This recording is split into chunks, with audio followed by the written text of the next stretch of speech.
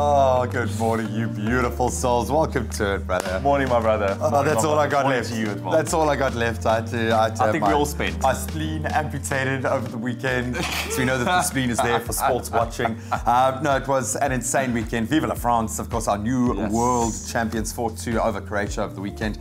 An incredible weekend of sport in general, but I can't believe this World Cup's done and dusted. Done, finished, man. The trophy has been lifted, and now what do we do? Nothing for the rest What do we of do? the year. We're going to get into all of those sporting action, man. But thank you very much for joining us. It's your Monday morning. Of course, we're gearing up to Mandela Day on Wednesday. We're kick-starting Mandela Week with a fantastic team of Good Hope FM. There he is. What's happening? The team. Good morning, guys. Good morning. We'll connect with them throughout the course of your Monday morning. Then our all-star panel, Ash and Gordon, are here to chat about all of those World Cup highs and lows.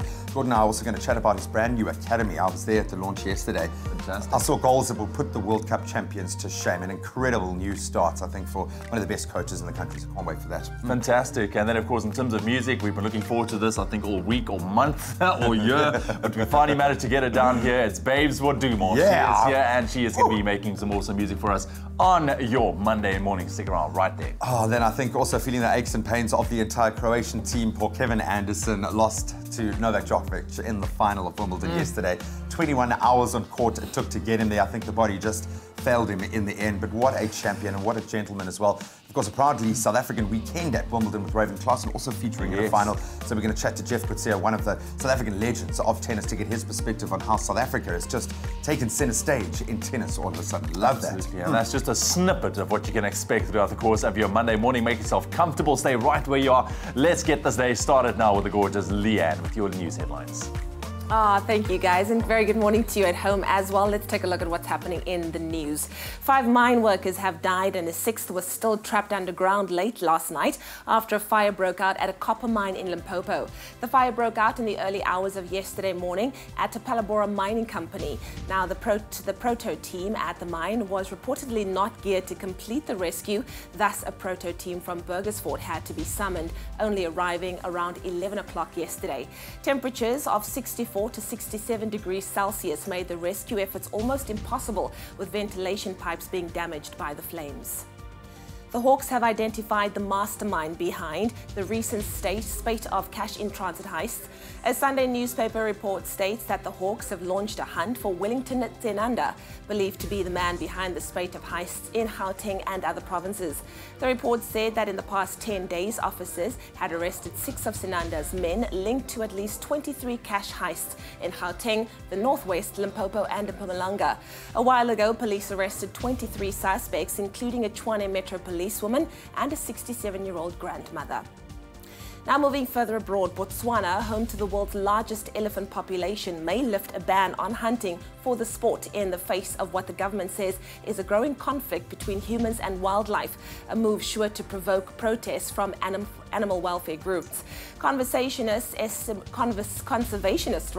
estimate that landlocked southern African country to have around 130,000 elephants, but the government says the number is closer to 230,000, causing problems for small-scale farmers. Botswana's parliament passed a motion on June the 21st to review and reconsider the ban, which was imposed by former President Ian Khama in 2014.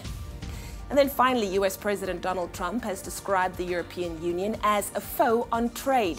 He said in a media interview that European countries were taking advantage of the US and not paying their NATO bills. In response, EU Council President Donald Tusk said anyone calling the EU a foe was spreading fake news. Trump also said that he had low expectations for his meeting today with Russia's Vladimir Putin, which comes after 12 Russians were indicted for alleged hacking during the 2016 US elections. Well, that was your 6 o'clock news update. Let's get our very first look at what's happening in the thrilling world of sport. Graham has all of those details.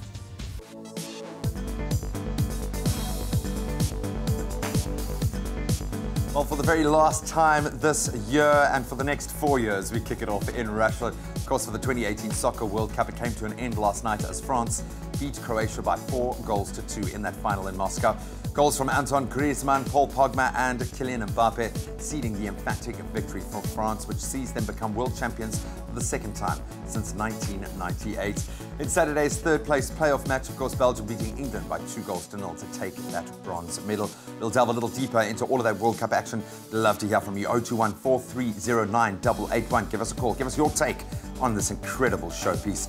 And of course, a proudly South African weekend in tennis as well. Kevin Anderson had to settle for second place, though, in the Wimbledon men's final yesterday as he lost out to Novak Djokovic by 3-0. After surviving a 6-hour-long semi-final on Friday, Anderson couldn't go one further as Djokovic claimed what looked like in the end a rather simple 6-2, 6-2, 7-6 victory. In Saturday's finals, Angelique Kerber beat Serena Williams in the women's singles, while in the men's doubles, South Africa's Raven Klaasen and his partner Michael Venus lost out to Mike Bryan and Jack Sock. Then on to rugby, the Sharks managed to sneak into the Super Rugby playoffs thanks to a 2010 victory over the Jaguares in Durban on Saturday. The 10-point victory saw the Sharks finish in 8th place on the overall log, which sets up a quarter-final clash with the Crusaders this coming Saturday. So it's not going to be easy. Also in Super Rugby action this weekend, we saw the Lions take the Bulls 38 points to 12 in a local derby. Joe Big's side will face the Jaguares in this weekend's quarterfinals as well.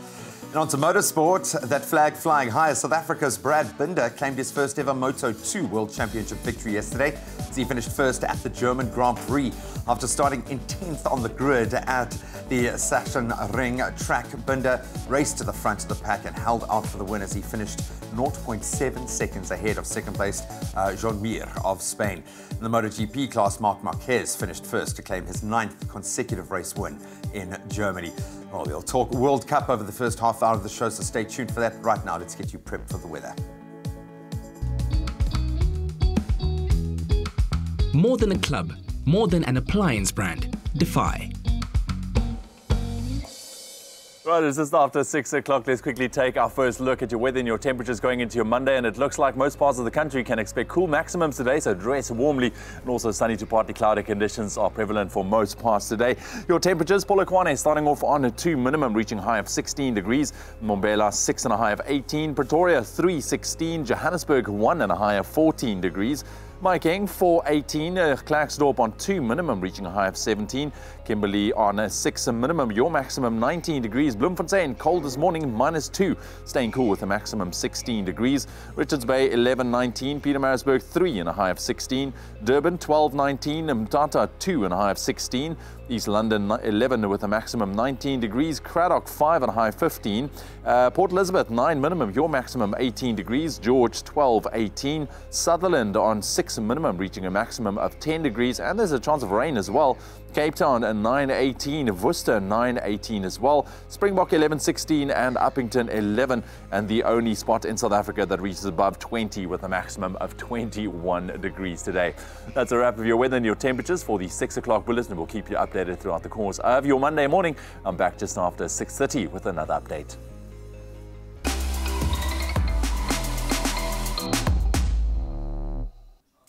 Well, happy Monday, everybody, and what a day it is, because you know what, we live in a world that is constantly changing and life is just getting so much faster by the day. So as we welcome today, the 16th of July, we're going to take a look at what happened in history on this day. So not so long ago, in 2017, on this very day, the BBC announced that the first ever female Doctor Who would be played by Jodie Whittaker.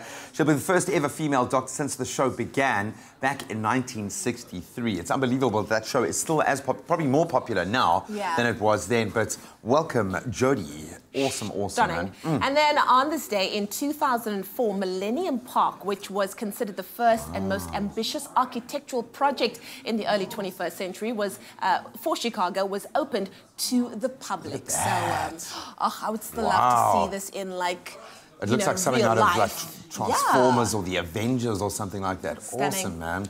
Tony Stark would be proud. And then we close it out in 1969 when on this day the Apollo 11 spacecraft launched carrying the men to land on the moon. It did happen. To all those conspiracy theorists out there, it really did happen. We have the photo to prove it. Awesome, man. Oh, all right, lovely, man. well, that is our bite-sized dose of what happened on this day in history. So you know what? Why don't you just go out there, seize the day, and make it one for the books?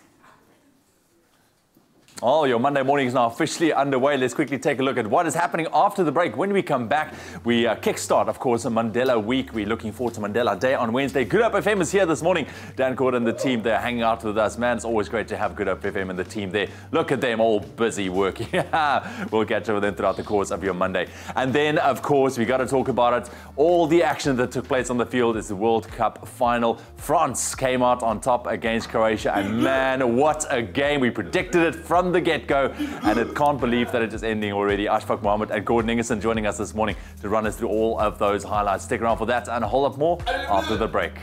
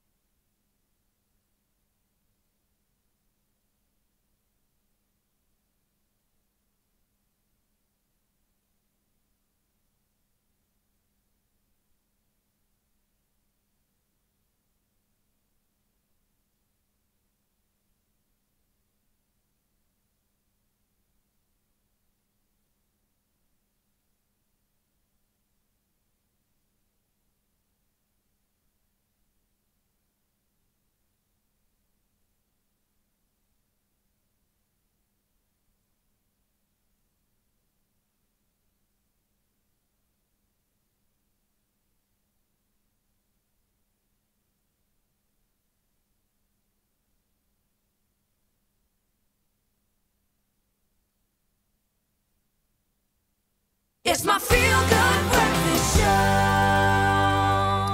Welcome back to your feel-good breakfast show. It's Expresso right here on SABC3. Look who's here. Good Up FM is in the house. TV meets radio, radio meets TV. Dan and Jerry just living their best lives. We want to know from you, because it's a feel-good Monday morning with Good Up FM in studio. What are you looking forward to this week? Let's see who kicks it off. Lauren says, good morning, Expresso. I'm looking forward to going back to varsity because life without Wi-Fi sucks. Wow, okay, I like that one. Ursh says, I'm definitely looking forward to the show. And let's see, Gift says, great music and going back to school. Everybody's so excited to go back to school, wow. Leon says, morning, I would love to win the lotto this week. Wouldn't we all, Leon, wouldn't we all? Patsy says, good morning, just a beautiful week with you. And then Nabila says, good morning, looking forward to school starting tomorrow. I am loving this. What is going on? Our Expresso family, everybody's excited to go back to school, and that just makes me happy. So let us know, what are you excited for this week? I'll tell you what I'm excited for is this wonderful opportunity, the platform we have as all South Africans to be able to celebrate Tata Madiba, this Mandela Day, on a completely different level, because of course he would have been celebrating his centenary year this year. So there is a huge amount of sentiment obviously coming to bear around this time. And we thought over this entire month we would celebrate the great statesman, the man who has given us so much, by looking at some of the most amazing quotes that have come through, some of his speeches, some of those key moments in his life. And it's been amazing. Any one of these you could live your life by. Absolutely. And the one we're focusing on this morning is probably one of his most famous quotes as well, and the one I think that resonates with South Africa as well. Education is the most powerful weapon which you can use to change the world. Simple, straight to the point, but so true. I love this quote, and I think this is the quote, I think it's the most used quote as well, if you think about Mandela and some of the things that he said throughout his life. So hopefully that's inspired you. I know a lot of learners getting excited, as we've just heard, to go back to school. So please take these words with you. Go out there and change the world. You really have the power to do it. Absolutely. One of my favorite Nelson Mandela quotes is when he said that there can be no keener revelation of a society's soul than the way in which it treats its children. Today, we celebrate a Mandela Monday hero who does exactly that, showing the world how to treat our children.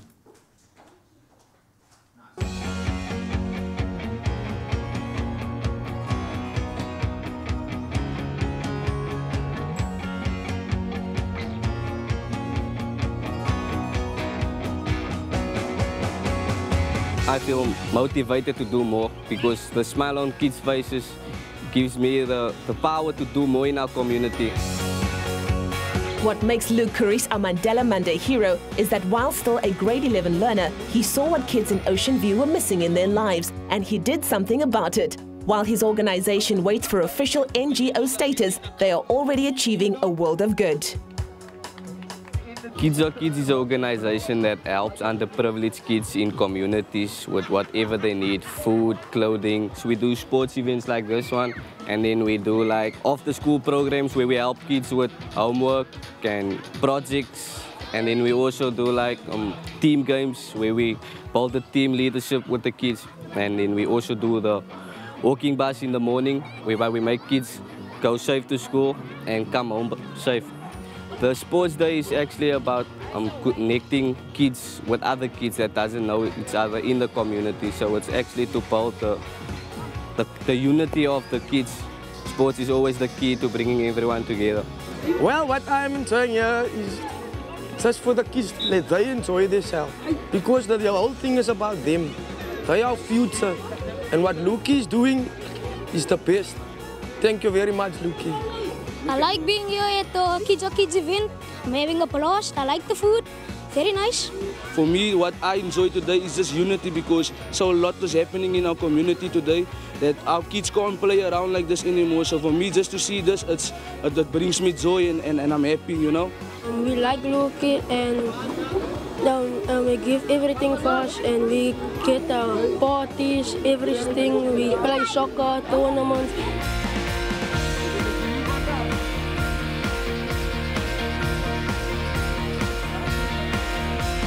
My dad passed away when I was 9 years old, so I didn't have everything that I wanted, and it motivated me to help underprivileged kids in our community that has nothing.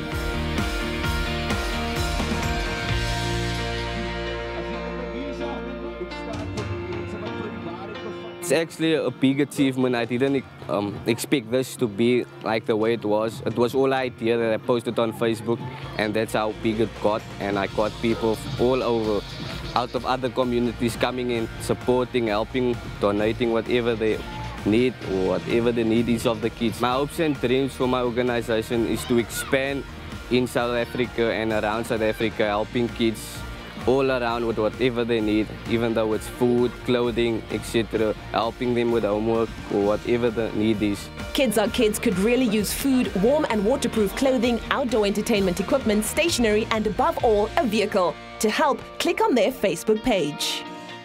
Well, we are at the height of celebrating and commemorating Tata Nelson Mandela as we approach the Mandela Day movement taking place in this year, his centenary on the 18th of July. Now, in his spirit, we've brought together TV and radio, and we're delighted to have Good Hope FM's Breakfast with Dan Corder team broadcasting from our studios today. You can hear the music playing in the background. We got Dan, we got Sandra, Dalen and Jerry joining us. Good morning, guys. Great to have you here. Fantastic. Listen, it is a very, very important, a very special Nelson Mandela Day that we are celebrating this year. So Dan, what are you guys doing? So many things. So we have decided that we wanted to make a sound difference together, and when we said together as Good Hope FM, we decided it meant with the whole of Cape Town and the Cape. So we found 67 incredible NGOs, charitable organizations, helping many different people, from people with special needs to women's shelters, children's homes and the rest. And we have been gathering tons of different donations, from non-perishable food to women's hygiene products to books and stationery. And on Mandela Day, we are going to be taking that, as well as tens, if not dozens, of litres of water per organisation, hundreds of litres of water with Water for Cape Town to all of these different NGOs. Yeah, I mean, this must take an incredible teamwork effort of organisation to even find those 67 organisations, Sandra. So how did you go about identifying these people that have need at this time? Yeah, I think part of it is we have CSIs, which we do on the regular. So through that, I think we have established the proper channels to go through and who is in need. And I think basically it speaks to finding that Madiba inside of you, right? And that's how you organize a crew. Then how do you guys get the listeners out there involved? Because at the end of the day, it is about building community, and you don't just want it to, touch on one day, you want it to proliferate throughout afterwards. Yeah, well, look, Good Hope FM is about connecting Cape Town. Our people's been on the ground. They've been very sincere with their donations. They're popping into studio, they're dropping it off. And I think Cape Town's got a realness about them when it comes to helping others. And we thank them for that, because because it's their hard-earned money. It's time out of their busy day. So yeah, shout out to all the people who have just done 5 to 10 minutes of sparing a thought for others and assisting. Yeah. And Jenny, what are you guys looking forward to most as on-air personalities? I mean, obviously an opportunity for you to interact with the listeners and to really do some good work. Yeah, it's always great giving back, and especially when you get to meet, you know, these people that are taking time out of their day to do something special for someone else. It inspires you to do more. It encourages you to be in that sort of environment where everyone is giving back. And yeah, I'm really looking forward to just celebrating what Madiba was all about. Yeah. And Dan, what would you say to people out there watching that want to make as big an impact as that? Obviously, we're not all a good old FM and have all the amazing resources, but of course, in them just kind of putting up their hand on Wednesday and contributing their 67 minutes or doing something good for the community. Well, I think at the core of everything that Nelson Mandela did was a profound empathy. So he had the ability to look at all human beings and go, like, looking past what you've done in evil ways or good ways, I'm going to empathize with you and connect with you as a human being. Yeah. And when you have that empathy for everybody around you, it's very easy to go, if you need help, I can understand that, because I would want to be treated in the same way for a common humanity. So I think on Wednesday, just look at the human beings around you, find a moment of empathy to feel what they're feeling and to walk in their shoes for a moment in your mind, and see how you can make their lives better. Brilliant stuff, man. So how can people get involved? Where do they need to go? Is there still time? So, yes, there's absolutely still time. 209 Beach Road in Sea Point is our posse, and that's where you come to hang out with us sometimes. 209 Beach Road, Sea Point, right in the foyer is Good Hope FM, and it's also an enormous donation center. It's like a real structure now, and it's got it's like a military camp with all of the different donations that are coming in.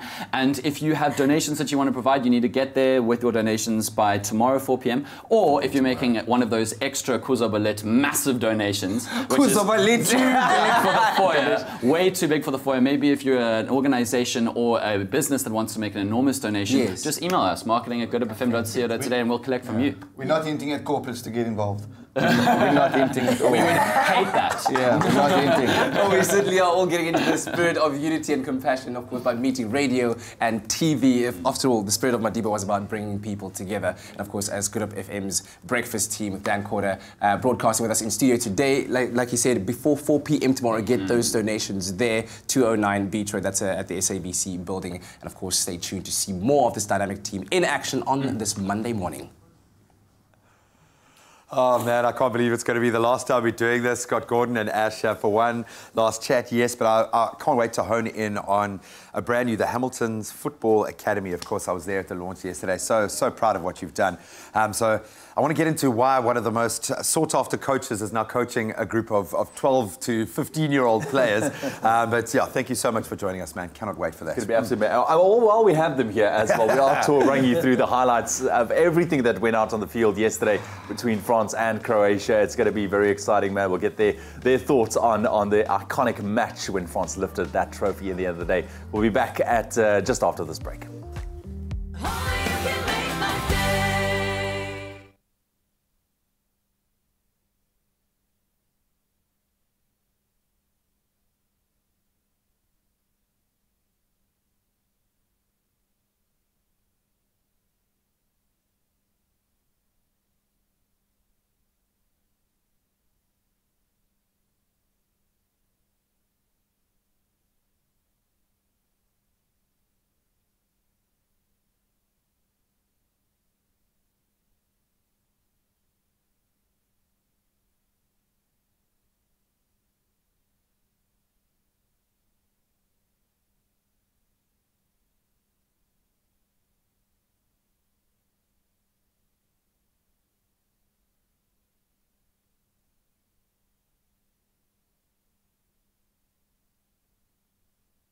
It's my feel-good breakfast show.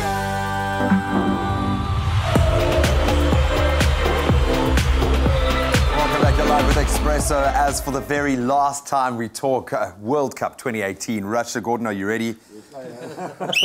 It's game on. Oh, I'm gonna have to take this home with me. My girlfriend will ban me as well from using it, just like my studio team. So we have seen a rather bizarre but a spectacular end as World Cup finals go to what has been a rather bizarre but spectacular World Cup. Gordon, Ash, great to have you join us. Thank you so much for doing what we love, basically, watching sports as much as we possibly can. I don't know what we're going to do once this is over, but France lifting that trophy aloft 4-2.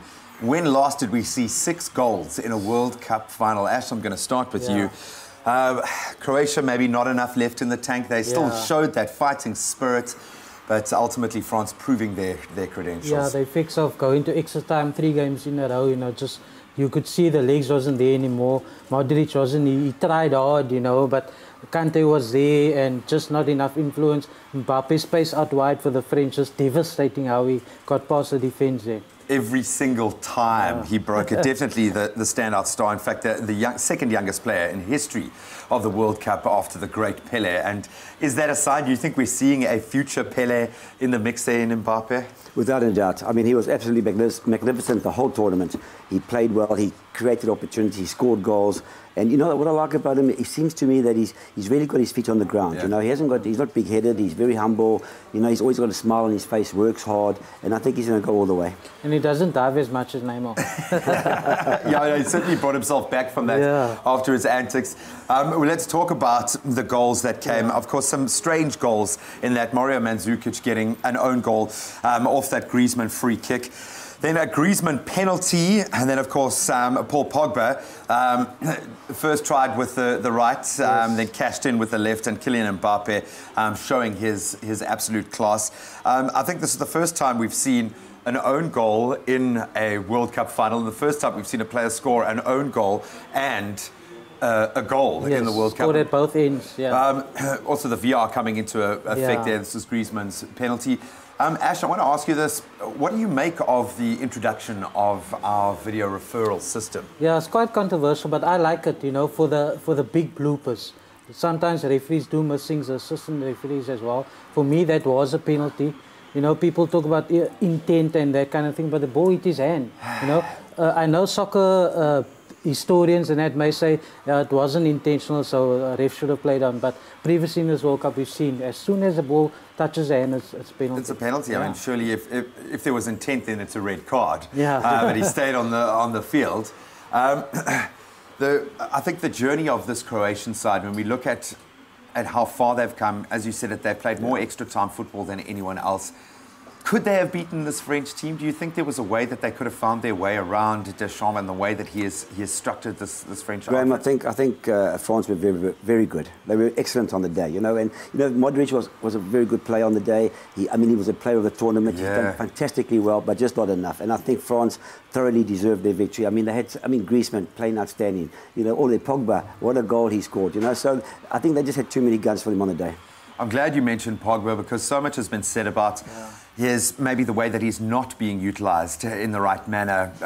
Hopefully, we will have seen maybe a shift in the way that he's played out, but an opportunity for him to come good on the biggest stage ever. How much does that mean to a player? Can he go back into the Man U camp saying, I've now scored in a World Cup final, you let me play the way that I want to play? I think you should tell Jose Mourinho that. Hopefully the man was watching the game as well and could see how Pogba can be devastating when he just plays a bit further up the field, you know, and doesn't have the responsibility to track back and make tackles. And you've got N'Golo Kante there with France. At United, he's got Matic as well, who can play that defensive midfield role. So just let him play, and that goal was such a wonderful, just sweep of the left foot, wonderful finish. I love that, yeah. Just showed what the right foot can do, then showed what the left foot can do. I love that. Of course, one bizarre moment with Lloris. I don't know what he was actually thinking there. We've seen a couple of precious moments from keepers in that regard. That probably lost him the Golden Glove. And looking at, obviously, the standout players throughout, where's that Golden Glove? Going to Courtois, very deserved there, but a couple of keepers putting their hand up. Pickford could have also put himself in the running. Yeah, I think Lloris got a bit complacent. You know, they were cruising at that stage. But you know that this game can be so cruel. I mean, at that stage of the game, you know, you're leading 4-1, now it's 4-2. All of a sudden, something happens and it's 4-3. Can you imagine if they had gone on to go into extra time or something because of a crazy mistake at the back? Just get the ball out of there, no danger. Get it out of there and let them start again. But yeah, he was outstanding during the tournament. One little slip up, like as you say, can cost him the Golden Glove. Golden Glove. We saw obviously a couple of the standout players. And we're going to delve a little bit deeper and look at some more of those standout players, standout moments in the World Cup. But we'd love to hear from you. 021-430-9881. What did you think of the final? What did you think of this unbelievable World Cup 2018? In the national news, 5 mine workers have died and a 6th was still trapped underground late last night after a fire broke out early yesterday morning at a copper mine in Limpopo. The rescue attempt was hampered because the mine's proto team was not ready and another had to be summoned from Burgersfort and only arrived at the scene at 11 a.m. The Hawks have identified the mastermind believed to be behind the recent spate of cash-in-transit heists. They have launched a hunt for Wellington Qenanda, believed to be the man behind the spate of heists in Gauteng and other provinces, such as Northwest, Limpopo and Mpumalanga. On the international front, Botswana, home to the world's largest elephant population, may lift a ban on hunting for sport in the face of what the government says is a growing conflict between humans and wildlife, a move sure to provoke protests from animal welfare groups. The Botswana government estimates that the country has some 230,000 elephants, which cause problems for small-scale farmers. And then finally, US President Donald Trump has described the European Union as a foe on trade. In response, EU Council President Donald Tusk said that anyone calling the EU a foe was spreading fake news. Well, that was your 6:30 news headlines. I'll have a full bulletin for you at the top of the hour.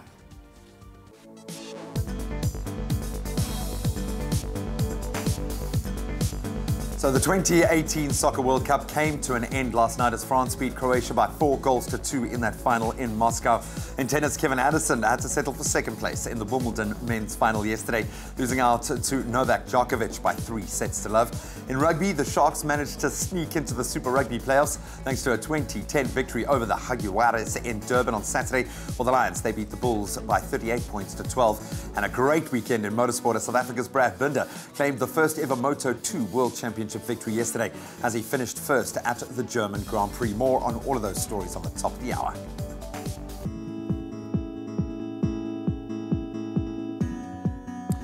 Right, let's quickly take our first look at what's happening out on the roads. Not much at this stage, still nice and early, but one incident you need to be aware of, and that's in Gauteng in Bedford View. There has been an accident on the N12 westbound, and that's before the Galulies interchange, blocking the 2 right lanes. So please proceed there with caution. It'll also cause some delays this morning as well. But we will keep you up to date with what's happening on the roads this morning throughout the course of your Monday. Don't fear the flu. Boost your immune system with Effaflu-C Immune Booster by Pharmadynamics. Effective, affordable healthcare. All right, let's quickly take another look at your weather and your temperatures, excuse me, for your Monday morning. And it looks like most parts of the country can expect a chilly start this morning, staying cool as well, with very cool maximum temperatures in the high teens this morning. Polokwane 2 minimum with a maximum 16 degrees, Mbombela 6 and a high of 18, Pretoria 3, 16, Johannesburg 1 this morning and a cool 14 maximum. Mahikeng on 4 this morning, reaching a high of 18, Klerksdorp 2, 17, Kimberley 6 and a high of 19, Bloemfontein -2 this morning, staying cool with a maximum 16, Richards Bay 11 and 19, Pietermaritzburg 3, 16, Durban 12 and a high of 19 degrees, Mthatha 2, 16, East London 11 this morning with a maximum 19 degrees, Cradock 5 and a high of 15, Port Elizabeth 9, 18, George 12, 18, Sutherland on 6 minimum, reaching a high of only 10 degrees, Cape Town 9-18, Worcester 9-18 as well, Springbok 11-16 and Uppington 11 with a maximum 21 degrees. It's a wrap of your weather and your temperatures for the 6:30 bulletin. Another update heading your way just after 7.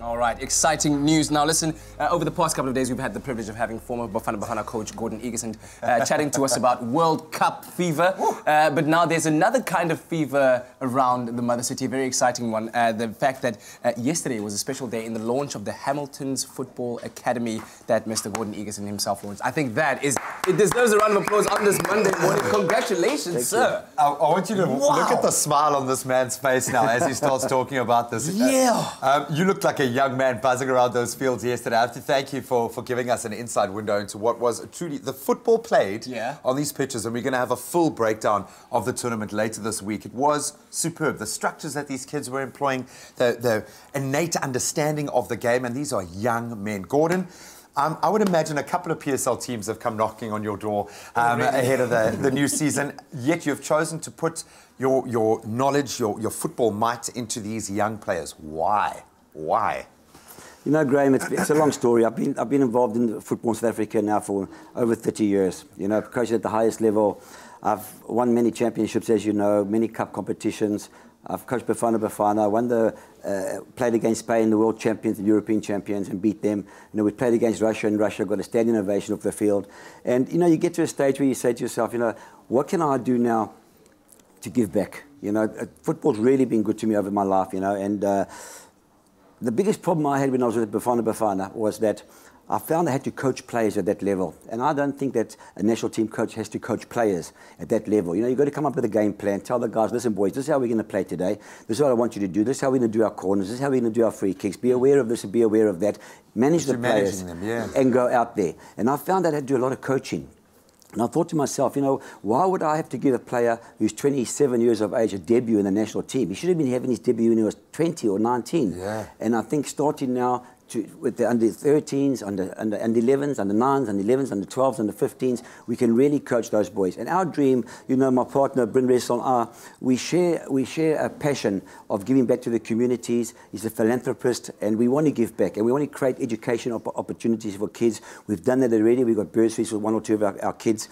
And we want to really give back and coach the kids. And I think that's what our dream is. And if we can change one life in a year, and we have done that already, that's going to make us happy, and it's all worthwhile. Yeah. I'm glad that you mentioned education earlier on. We were talking about our Mandela Day quote for today being that education is the most powerful tool that you can use to change the world. So how are you balancing, I guess, the rigorous routine that these kids will have to go through in order to gain those basics of football, but also maintain their education and academic standards so that they're not just dependent on That's a great question, because, what we do at Hamilton's is, obviously with the permission of the parents, we like to get the players' reports.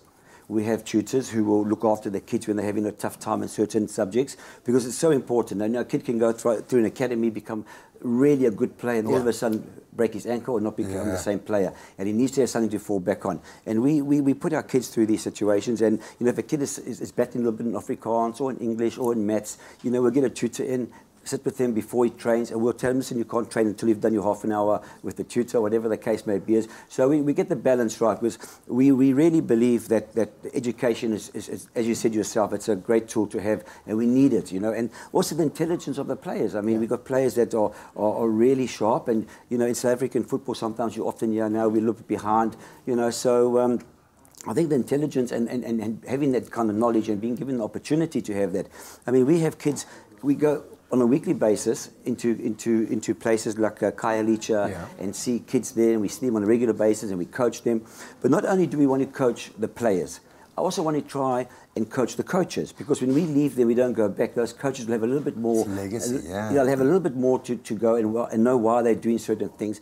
So we also there are certain schools who are the beneficiaries of our dream, and we're going into schools now and doing the kids in schools and the teachers. So all we want to do is create players for Bafana Bafana. That's what we want to do, really, and give them the opportunity, because the kids today just want to play football. They love it and they enjoy it, and why not try and empower them and their coaches?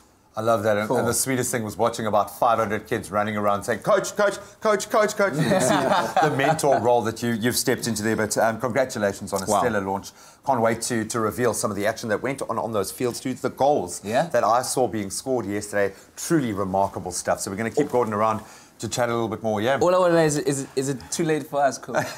For me, it is too late. Is it too late? I mean, I still got some energy in these legs. I feel them bumpiness in here. Fresh Monday morning, that is for sure. Hang out with the Good Up FM breakfast team, guys. Awesome stuff having them here. We're going to be connecting with them still throughout the course of the morning as well, so make sure you stay right where you are. Coming up after the break, a breakthrough for South Africa. South Africa launches the Meerkat Radio Telescope.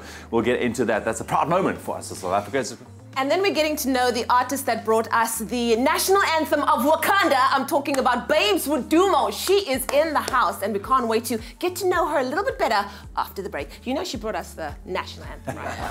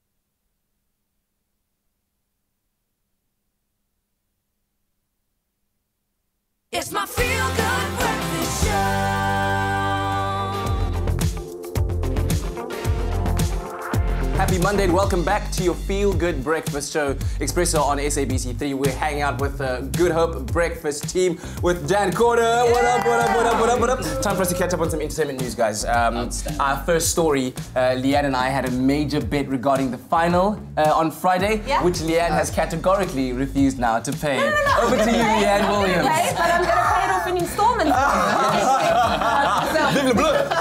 Now, being acknowledged for doing a great job is a great feeling, like getting a SOMA nomination, it's always amazing, or even an Emmy nomination. Well, last week the Emmy nominations rather, and our boy Trevor Noah got 3 whole nods. So taking to Instagram, he thanked his fans for their continued support, and he wrote this. He says, "I visited Russia for 3 days, and now The Daily Show was nominated for 3 Emmys. Next time, I should stay for a week and then run for president." To all the people who voted for us and to all who watch our show, I could not be more grateful. So we're definitely holding thumbs. But that's amazing. This is our boy, you guys. And this show has just grown in leaps and bounds with him at the helm. So well done. I think the day before you just posted a picture with him and Naz. Chilling. Just like Living that, my best you life. know? Wow, that is amazing. And if Kat would allow me to get ahead in life and not have to pay that 500 rand, I could also go far. But anyways, back on home ground, Joanne Strauss is showing her lovely family off on Instagram. Not the face, but everything else. The TV personality shared a beautiful picture of herself enjoying some family time on the beach, writing a special message to the latest edition of her family, and the caption read it like this. She says, "Happy 1 week on earth to my precious little angel, enjoying every moment, especially because I have the best assistant mom ever. My 2-year-old is over the moon to have a real baby to play with." I think that's so cute. It's going to be adorable for about 6 seconds. I'm the eldest of 5, and I can promise you that after about 6 seconds, you realize that you no longer are the center of attention. In fact, you're not even, because you're below your dad too. Everybody else matters more than you now. You're self-sustainable. Wow. And this thing needs to stay alive. She's going to be miserable soon. Anybody else suffer from the hardcore effect of sibling syndrome? I'm the youngest. Did he say this thing needs to stay alive? He said this thing needs to stay alive. We'll talk it through. Come and meet us there at the Cafe bar. We'll just pour you a nice strong cup of coffee. That'd be great. But Kat, think about it. 1 down, 4 more to go, huh? Yes. Yo, busy. So about those installments. Graham Ewan, how about you guys? What is going on the other side of the studio? Come on, man. Come on, guys. Keep it civil. It's just the vibe we need on a Monday morning. So let's have a little bit of fun. Take the pressure off you this morning. Play our favorite, no pressure guessing game. A little bit of Guess Who, where we obviously take a picture of a very famous person.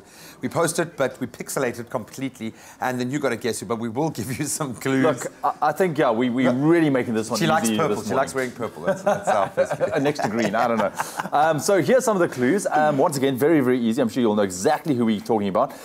She was America's first black female self-made billionaire. There we go. All right, there we go, done. Also, of course, most known for her talk show. She's been in a handful of movies, but recently the Disney film, A Wrinkle in Time. And one more, she will be one of the hosts of the Global Citizen Festival in South Africa. So there we have it. That's why we don't actually give prizes except for pride when it comes to this. And she's got a particular head tilt that might give it away as well. If you think you know who this global media icon is and an absolute superstar, and how cool is it that we've got the Global Citizen Festival coming to South Africa? Very cool, man. I mean, come on. But you can let us know on all of our social media platforms who our Guess Who celebrity is this morning. If you stand back from the TV and kind of squint your eyes, you can actually see, I think. We'll connect with you guys on social media a little bit later on to see if you've got it right. All right, let's take a quick break on your Feel Good Breakfast show. When we come back, guess who is performing? They call her the Queen of Glom herself. Babes Wanduma is in the studio. It's going to be very, very, very exciting. And then we also are celebrating South Africa's performance at Wimbledon 2018. What a standout performance it was. We'll see you shortly after the break. Enjoy a moment in between with McCafe. See you after the break.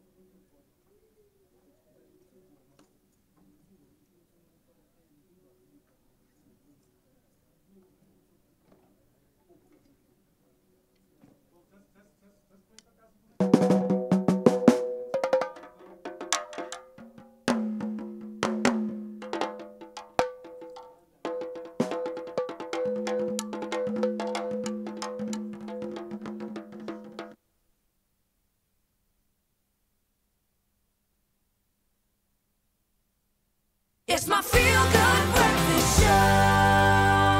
Welcome back. You're tuning into your Feel Good Breakfast Show Expresso right here on SABC 3. It's your Monday morning. Thank you for tuning in. So good to be hanging out with you. Let's have some fun and get the smiles going on your Monday morning, man. Funny, random, You look like the cat that interesting got the things. cream this morning. What's going on? There's, I don't know. Are you looking forward to your story? I am. Okay, I'm okay. But you'll have to wait. Yeah, you're going to have to wait because first we've got balloons, we've got ferrets. What a way to kick it off, man. Okay, ferrets awesome, bring a little extra festive cheer to a birthday party. But for a ferret, it can be the real deal, the best toy ever. Yeah! Check us out. Dun, dun, dun. Yeah! Yeah! Get it? And he's taking his little helium balloons wherever he goes. Ferrets, man. Oh, what's that snowman from Frozen? It's the Dory, I'm assuming. The rat, the rat is the ferret. It's like a ferret jumping castle. Oh, that's so awesome. Listen, on to something else. We love these kind of videos where you watch people fail and, you know, they try to be cool and it just doesn't work out. But even more so when it's a cute animal, all right? Oh. So let's just say that we hope this dog can actually doggy paddle. He was having some fun by the pool. Okay, you can do it. Come on, puppy. Come on, puppy. Oh, he wants it so bad. Nah, I'm not going to. Oh my word, I just love it. I man. just love it. You know who Sorry, else we Pop. love? Chrissy Teigen. Now, We Chrissy do. Teigen's Instagram and Twitter posts are always so hilarious. She always speaks her mind.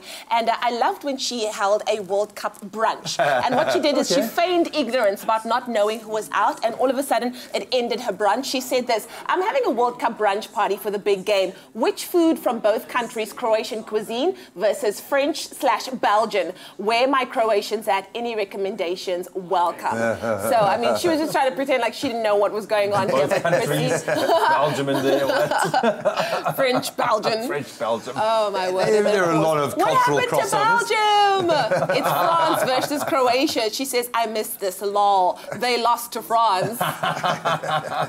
Welp, there goes delicious waffles. Aw. Don't let that ruin Don't the you get waffles. a French waffle version? I'm sure. You get a croissant. Yeah, a croissant. You get a croissant. waffles. Very croissant. I French love that, man. toast. I love the fact that she is so open and cool and connecting She with her is. peeps online. We want to connect with you guys as well. So please give us a shot. Let us know what's trending on your timeline. You can hit us up at Expresso Show. Now, I'm trying to think if I've ever heard of this. Have you ever heard of bokashi balls before? Okay, well, I really haven't. Bokashi balls are created from a mixture of bran, wheat bran, molasses, and various bacteria, and they are used to restore water to its ecological balance. I so thought we were going to eat them. They slowly release into the water to consume odor-causing toxins, to break down waste, and now some very bright sparks are using them to grow environmental awareness among school kids. Amazing. Joburg learners are making a splash on the Bloemfontein-Spruit and other areas surrounding the city through an initiative put together by Joburg City Parks and Zoo. This initiative aims to give learners hands-on experience on a new water cleaning technique, and I'm here to find out all about it. On hand to explain water quality and testing and the role bokashi balls play in ensuring that the green belt stays green was Ben Masalesa. Ben, why the decision to get school learners involved in this water cleaning project? The idea came about when we started cleaning up the Zoo Lake precinct with effective microorganisms, and we needed, a couple of hands. We got in touch with the school environmental groups to come and assist with the throwing of the mud balls into the lake, and that's when the whole thing started to shape up. And with a lot of interest from the learners themselves, we saw that enthusiasm, and we decided that we should, expand and carry out to most of the schools in and around Joburg. Why would you say it's important for the young generation to become environmentally aware? It is important, for youngsters to get involved in environmental awareness, because, the future, it's not ours. The future is for our children. It's for our children's children. So if you get the youngsters to be involved more in environmental awareness, it saves the environment for their future, even the future of their own children. So if we don't do that, you can take an example where the tropical forests have been decimated, in commercial use and so on and so forth. But when children are aware of that, they are the ones who are going to stop it and say, we better use alternative methods rather than harm our own environment. Here, youngsters learn about water quality and testing and ensure that the green belt stays green through a method developed in Japan using bokashi balls. Well, most of our dams and rivers and lakes produce our water that come in our taps. And if we could just clean that water a little bit more, it would really help us to have better water coming through our taps. Each ball cleans approximately 1,000 cubic meters of water, so this initiative has already left a huge volume of Johannesburg's water cleaner and fresher. And where are you planning on taking this project in the future? South Africa has been slow in catching up with the use of the effective microorganisms, whereas the international world is already doing that. The zoos in most of the other countries outside Africa are using effective microorganisms to clean up the enclosures. They're using it for agricultural use, where the yield that you get from use of microorganisms has shown tremendous improvement as compared to your normal chemical fertilizers. So South Africa has been slow on the uptake of the use of microorganisms, but it's slowly getting there, because some of the big farmers now are using the organisms for their produce. I must say it's great to see initiatives taking learners outside of the classroom and exposing them to different ways of cleaning our environment. And after getting my hands dirty today, I definitely can't wait to see what the future holds for this project. Well, I'll tell you what, our Monday morning has just gone to a whole new level. Joining us in studio, one of South Africa's foremost entertainers and musicians of years now. In fact, she is the queen of itself, the queen mother, the godmother of it all. Ladies and gentlemen, Babes Waduma! Yes! Yes! Guys, I'm a relations nyanara, mukhulu kwani nyanara. Yeah, man, all of it there, guys. It's so good to have you, babes. Welcome to the show. How are you? I'm very, very well and super please. excited to have you here. Yes. I mean, this is how I pictured starting my week. Since last week Friday when we were all so excited. But anyway, how we usually start off with our artists is by going through a rapid-fire series of questions. 60 seconds, you just answer the first thing that comes to your mind. Okay. Ready? Right. I'm a questions. Okay. Irrelevant. Cool. Start the clock. Here we go. So, if you could invite one person to dinner, anyone, who would it be and why? Uzuma. And then why? Why? Uzuma because ziningi izinto azenzile and abanye abantu abangeke baze bayibone and uyawuhlonipha kakhulu i-culture yakhe and everything. So, ngajola nje ukukhuluma naye sixoxa nje. I'm sure you've had a few conversations already before. But anyway, Lion King or Aladdin? Lion King. Would you rather run the comrades or swim for free with sharks? Ini run. Inyo oshanga ubani. Do you prefer Kim Kardashian or Khloe Kardashian? Woo, Khloe! Are you more summer or winter? Summer. Are you more Casper or AKA? Casper. Okay. Nadia Nakai or Rouge? Nadia Nakai. Oh, strawberry chocolate. Strawberry. Strawberry? Yeah, boy. I would have thought you're a more chocolate kind of person. Yeah, with chocolate, I'm Zanje now. Okay, all right. But listen, my sister, we've got to firstly congratulate you on the fact that you've achieved so much. Your career has blossomed spectacularly in front of South Africa. You've put Gqom on the spotlight. You introduced us to Gqom. Would you claim that crown proudly as the godmother, the queen mother of Gqom? Yeah, I have to. Baningi abantu yabo njamanje sebenza igqom and everything. So that's why bathi I'm a queen of igqom. Yeah. So sekufika abanye bacula ngespedi, abanye bacula ngani, abanye bacula ngani. Ispedi noma yini. Okay. I see you come there. Bacula nje but kwesinye isikhathi abantu aba-understand ukuthi igqom yini. Igqom is not about ukuthi hey hayi. Igqom ukuthi kumele understand i-beat, understand yonke into, ama-gimmick.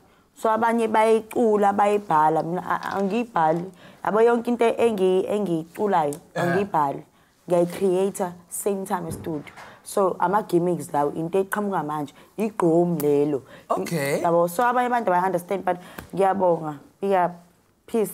So if you could take me back to the studio, when Wololo was created, because now it's a sensation. Everybody loves it. Wololo is like the new Nkalagati. You go to a corporate function, and when you hear, you're like, I know, everyone gets it, right? So when you were in the studio for the first time and creating Wololo, what was inspiring you? So did the beat drop first, or did you just say, hey, Matit, just give me one on the floor, and then, You know what happened is, studio and ngizama ukwenza umngani wami lethi uBebs umngani wami. Yeah. But the time studio, my friend angane studio indlu kahle. Yeah. Then studio singale. So umngani wami ulele and she was wasted, yabo. She was wasted like. Yeah. So melele mase simvusa and then avuka athi ayibo ngifika kanjani ngilale phi la. So that's why ngafika studio ngathi Ilale wavuka ekuseni awazulale kabite kanjalo but abantu bayithanda and everything. Sometimes uNkulunkulu ukuthatha ngento encane ayenze into enkulu, so leyo nto leyo uNkulunkulu ungibeke la bengacabanga ukuthi uNkulunkulu angibeka khona. And he's definitely done that for you in multiple folds, because now you are featured on the album Black Panther with a whole host of other artists across the world, and the album itself has done so well. How did that opportunity ifika? Well, what happened? Gangeni call from America. Yeah. And okay, ngaibamba. What's this is Kendrick Lamar. Ngathi. What's in it? Kendrick Lamar. Ngathi fraud le ngathi tu. Ngathi yeah. Pin futhi wafona and then wasenda my email and everything. Hayibo. Yeah. Kendrick Lamar ngampela. Then wakhuluma nami uthi no ngifuna ukwenza ingoma ngifuna ukufaka kanje. Wow. Send the Skype sakhuluma. I was like, oh my word ngakhala. Yabo nje kabe into kanjalo, so wangichuza wonke amantombazane asemzansi.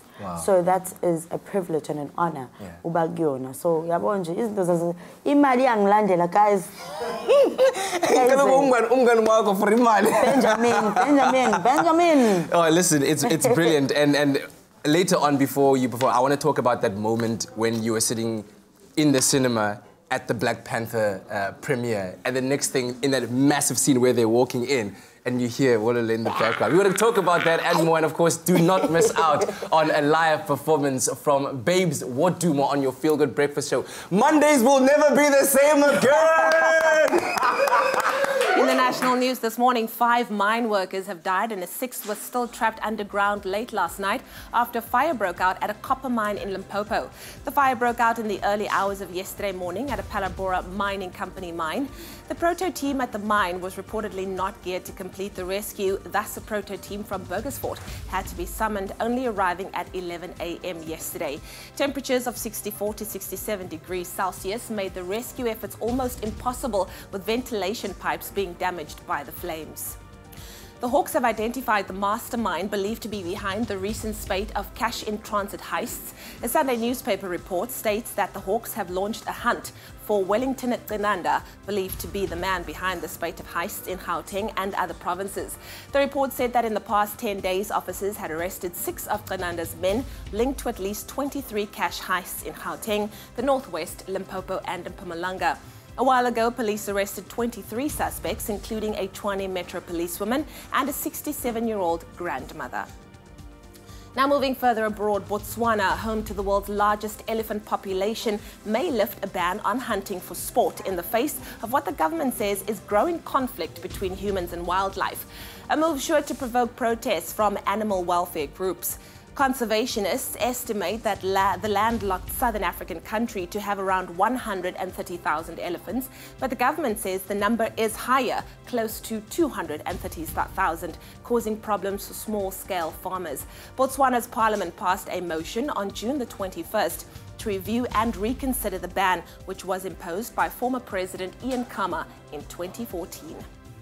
And then finally, US President Donald Trump has described the European Union as a foe on trade. He said in a media interview that European countries were taking advantage of the US and not paying their NATO bills. In response, EU Council President Donald Tusk said anyone calling the EU a foe was spreading fake news. Trump also said that he had low expectations for his meeting today with Russia's Vladimir Putin, which comes after 12 Russians were indicted for alleged hacking during the 2016 US elections. Well, that was your 7 o'clock news update. Here's another look at what's happening in the exciting world of sport with Graham.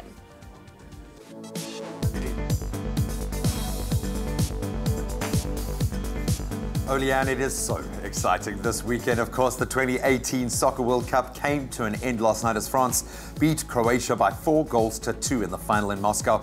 Goals from Anton Griezmann, Paul Pogba and Kylian Mbappe, the star of the show, sealed an emphatic victory for France, which sees them become world champions for the second time since 1998. And of course, in Saturday's third-place playoff match, Belgium beat England by 2-0 to take the bronze medal. Then in tennis, a big weekend for South Africa. Kevin Anderson sadly had to settle for second place in the Wimbledon men's final yesterday as he lost out to Novak Djokovic by 3-0 after surviving that 6-hour-long thriller of a semi-final on Friday. Anderson couldn't go one further as Djokovic claimed what looked like a rather simple, in the end, 6-2, 6-2, 7-6 victory. In Saturday's finals, Angelique Kerber beat Serena Williams in the women's singles, while in the men's doubles, South Africa's Raven Klaasen and his partner Michael Venus, they lost out to Mike Bryan and Jack Sock from America. Then on to rugby, the Sharks managed to just sneak into the Super Rugby playoffs thanks to a 20-10 victory of the Jaguares in Durban on Saturday. The 10-point victory saw the Sharks finish in 8th place on the overall log, which sets up a quarter-final clash with the Crusaders this Saturday. Also in Super Rugby action this weekend, the Lions, who'd already qualified, they beat the Bulls 38-12, and the Joburg side now will have to face the Jaguares in the weekend's quarter-finals as well. Then on to motorsport, South Africa's Brad Binder claimed his first ever Moto2 World Championship victory yesterday as he finished first at the German Grand Prix. After starting in 10th on the grid at the Saxon Ring, he raced to the front of the pack and held out for the win as he finished 0.7 seconds ahead of second-placed Joan Mir of Spain. In the MotoGP class, Marc Marquez, he finished first to claim his 9th consecutive race win in Germany. We're going to talk more World Cup and tennis in the next half hour of the show, so stay tuned. 021-430-9881 if you'd like to give us a call.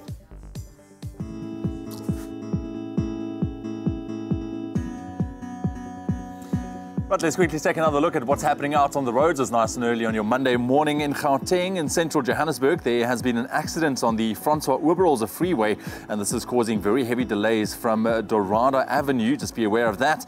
And over in the Western Cape and Bellville on the N1 inbound, there has been an accident after Wingfield interchange, and the left lane has been closed, causing some delays. Please approach there with caution as well.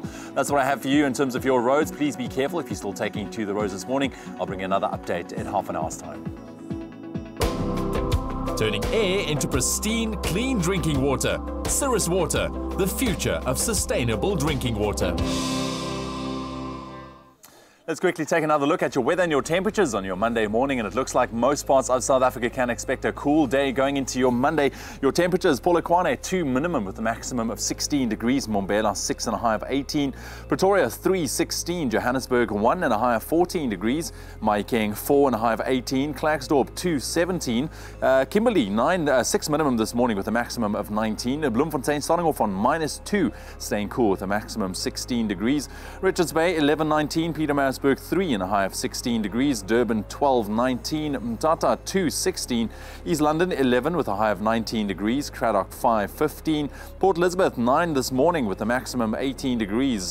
George 12, 18. Sutherland on 6 minimum, staying cold with a maximum 10 degrees and some rain expected. Cape Town 9, 18. Worcester 9, 18 as well. Springbok 11, 16. And Uppington on 11 this morning, reaching a warmer 21 degrees. That's a wrap of your weather and your temperatures for the 7 o'clock bulletin. We'll bring you another update just after 7:30.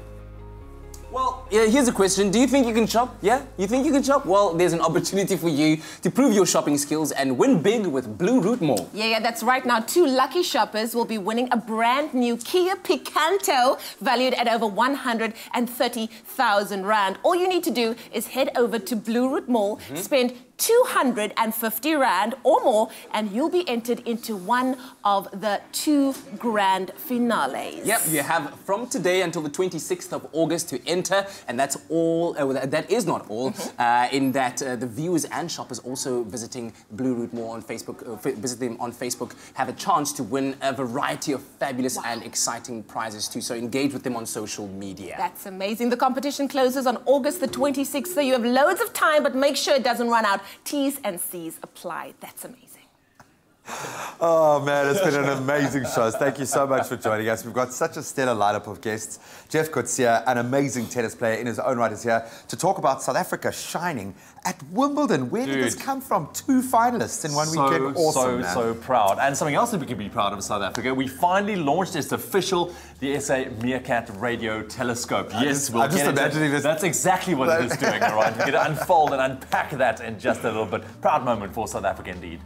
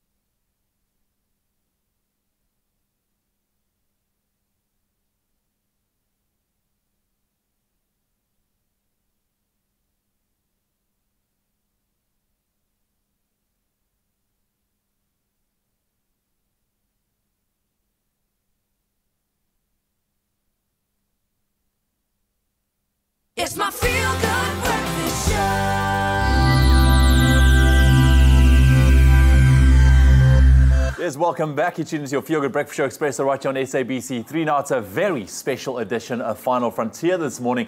Now, hot of the press on Friday, South Africa officially launched the Meerkat Radio Telescope.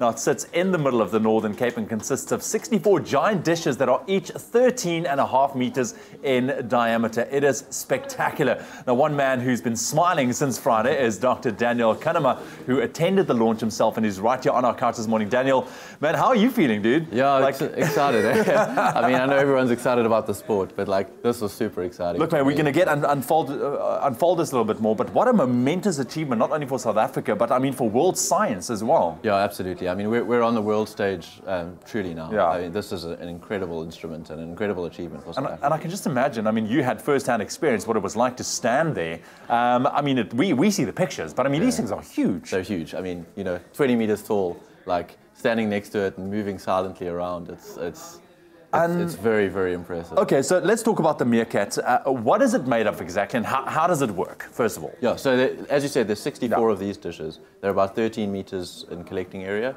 and they all work together as one big telescope. Okay. So they're all collecting radio waves. So that's a form of light, very, very long wavelength. Yeah. They're collecting it to a point, turning it into a digital signal, which is going into fiber optics into these massive supercomputers to work as one big telescope. I mean, this sounds super futuristic, and the fact that we have it here in the Northern Cape is absolutely amazing. Now, there was this one really incredible image that was released in conjunction with the launch. All right, let's pull it up quickly. Yeah. Just explain this image to us and exactly what did we see? There we go. So basically they wanted to sort of prove what Meerkat could do and try and see how far we could push it. Okay. This here is the center of our galaxy, the Milky Way. Right the here, center, okay. So at the center of our galaxy, there's a massive black hole, a supermassive black hole. Okay. It's 4 million times the mass of our sun. Wow. So it's huge, and it's sitting in the middle here. Yeah. And what this radio telescope is really, really good at doing is not seeing stars, but seeing the gas around these stars. Yeah. So that's what we're seeing here is a whole lot of gas. And it's doing some crazy stuff. I mean, you can see these filaments going through here. These bubbles that you can see on the side are from supernova that have exploded and made bubbles of gas. It's an incredibly sort of violent and dynamic area. Yeah. And amazing amount of information for scientists to try and I can just imagine, but I mean, stuff like this, I mean, it's hard for the average person to kind of take in and understand. I mean, because it's hard to think of space as it is, because it keeps on growing, it keeps on expanding. So this will now form part of a big international project called, of course, the Square Kilometre Array, which we know as well. What exactly is the mission of this project, the Meerkat? So basically, these radio telescopes, as I said, are very good at looking at gas. Yeah. So we can look out and see the night sky, we can see stars, and we can see where they are and other galaxies. But we don't necessarily know where those stars come from and how they form. By looking at the gas, we can see sort of the life cycle, the full life cycle of a galaxy or a star. And this is one of the main drivers. There are other ones. We'll have a better understanding of dark matter. We'll be able to map the universe as a whole to a much better precision than we've ever done before. So it really is a groundbreaking instrument which is going to completely change our understanding of the universe. Absolutely, and I mean, so much research has been put into the universe and the stars over recent years, but I think this will definitely is a step in a different direction as well. And personally for you, I mean, what are you most looking forward to coming out of this mission, this project? Well, I mean, I think the one thing which we always talk about is the sort of unknown unknowns. Yeah. So we know what we're looking for, we know what we're going to look for, but we don't know what we're going to discover that we weren't looking for. Yeah. So that's the really exciting stuff. We're going to probably in the next 10 or 15 years discover something which we had never conceived of. Okay. And that's super exciting. What would that look like? I mean, I can't even conceive of it. Like, you build this massive telescope, which is super sensitive. Yeah. It's looking into an area of space in more detail than you've ever looked before. Yeah. Something's going to come up, and we don't know what it is. So some sort of understanding of physics or something is going to come out of these experiments. And I mean, we were just talking about the location as well, there in the North of Cape Carnarvon. Yeah. That's where. So why is this such a pristine spot for the Meerkat radio telescope? Yeah, it was a long drive.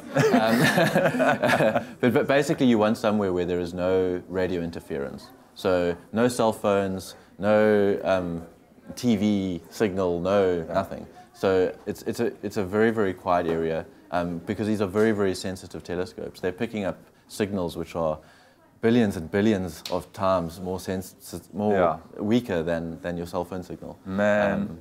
So, is there life out there? That's what we are, maybe, hopefully. I don't know. I don't want to say it, but Daniel, thank you very much for joining us this morning, man. I can see the excitement in your eyes. You are super excited, but we're going to get you back for all of the updates on that. But definitely a proud moment for South Africa. The SA Meerkat Radio Telescope is now officially working in the Northern Cape. Oh, so many proud moments for this country in recent times, certainly this weekend, as we take you to the All England Tennis Club.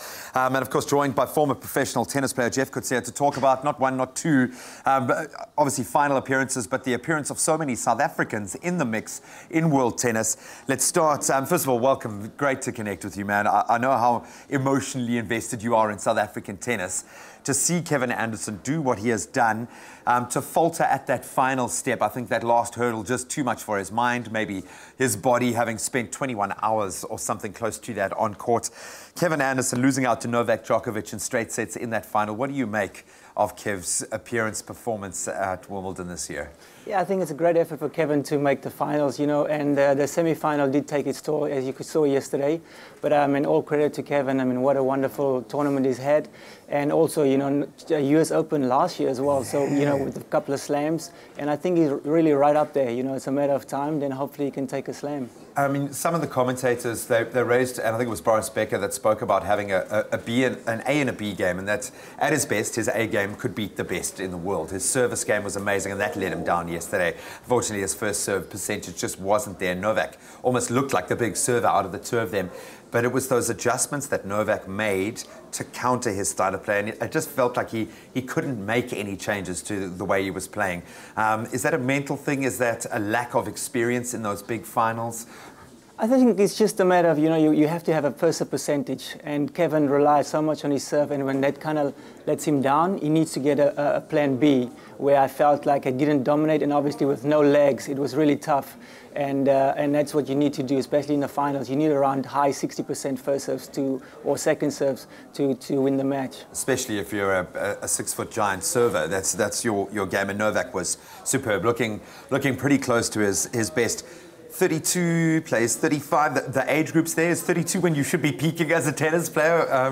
What do we expect from Kevin in the future? Well, nowadays it is. You know, you can see the tennis how it's changed. The guys are getting so much more physical, and it's so professional. I mean, from the food, you walk into the restaurants, it's just being so. I mean, they've taken it to a different level, and you can see the extension that the guys can play up and even dominate when you're 33, 34. It seems like that's probably the prime these days. Yeah, I feel so old right about now. Then we've got a chat about Raven also faltering on the finish line there. I mean, you've spent a lot of time with him. You know what this would have meant to him. Where did this come from, man? This is awesome. 2 South Africans in 2 finals. Yeah, I mean, very, very glad for Raven. And I think Raven's just one of those guys, such a professional, works really hard. And he hadn't had a great year, but I mean, he just kept at it and he stayed positive. And I mean, just showed you, you know, swings here and there. And I mean, what a proud moment. He was a little bit unlucky to lose his serve at 5-all, but I mean, that's the name of the game, you know. It's the nature of finals. Then I'm going to mention one more name here, Kgothatso Montjane, in the wheelchair tennis. And I hate saying it like this, but this is the bottom line. The first black female to make it into Wimbledon from our country. That is amazing and a sign of the times. Yeah, I mean, KG is awesome, you know, and Lucas was there as well. I saw them a couple of days ago, and she was just so happy, you know. It was a great moment for her, and they're going off to Nottingham this week to play there, and then they're coming home. But, I mean, what an absolute pleasure for her to be there, and what an achievement. Yeah, and that's running with the big dogs at the moment, and I really do love the fact that Kevin Anderson highlighted the fact that the honour of just playing on that court, making into that tournament, and I think he just showed absolute class with the way that he spoke, certainly after the John Isner Titanic showdown, the fact that he was more upset about his friend losing than he was emotional about himself winning and making into that final speaks volumes. But thank you so much. Welcome home, son. I know your travelling is just about as crazy as the rest of that team, so thank you so much for stepping into studio, and good luck with going back to school tomorrow. Thank you. Thanks for having me. Oh man, a very proud moment for South African tennis. 2 finalists. Unbelievable. So listen, we've been teasing you with this performer for the longest time, and finally the moment has arrived. Of course, since the outbreak or the breakout of her hit single Wololo, she's enjoyed international recognition, including a nomination at the BET Awards for the Best International Act, and of course also being included on the soundtrack of one of the biggest movies of the year, Black Panther. Babes Wodumo is right here in our Feel Good studio, getting ready to start your Monday the right kind of way, performing one of her hits, Mngani Wami.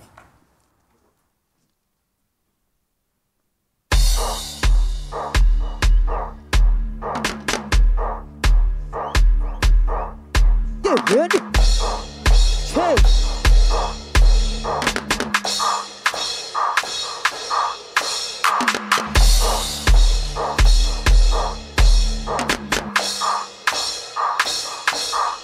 Nizonglekelela some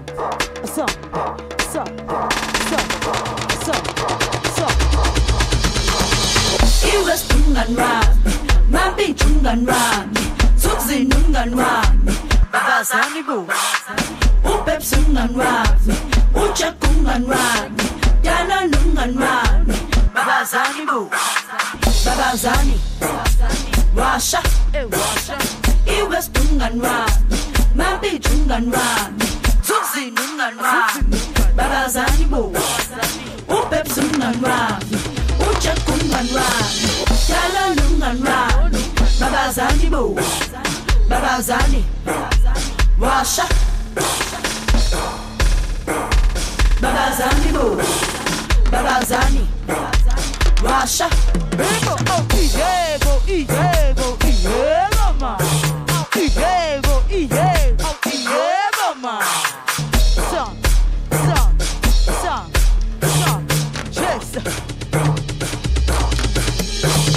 Kagenda ko wingana, bakoma ba wingana, omumkepu wingana, wamyekela wingana, izenzo za wingana, ezasithi wingana, yayidlala ngami, yayingibenzisa, yayidlala ngami, yayingibenzisa, yayidlala ngami, yayingibenzisa, yayidlala ngami, yayingibenzisa, kagenda ko wingana, bakoma ba wingana, omumkepu wingana, wamyekela wingana, izenzo za wingana, ezasithi wingana, yayidlala ngami, yayingibenzisa, yayidlala ngami, yayingibenzisa, yayidlala ngami, yayingibenzisa, yayidlala ngami, yayingibenzisa.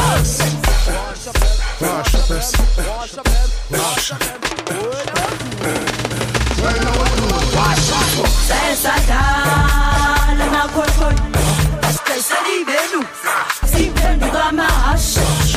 Sesadala makhokhoy, asicayiseli benu, siphenduka mahashe.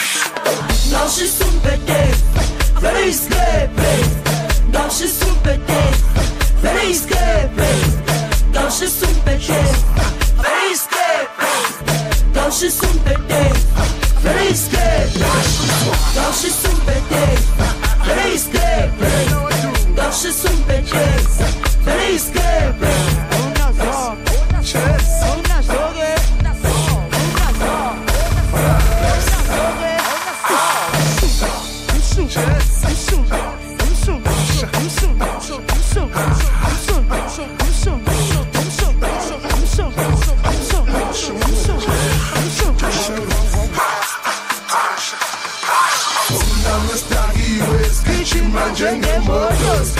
Njenge sondo check say Tina mestagiwe skichima njenge moto skinga njenge sondo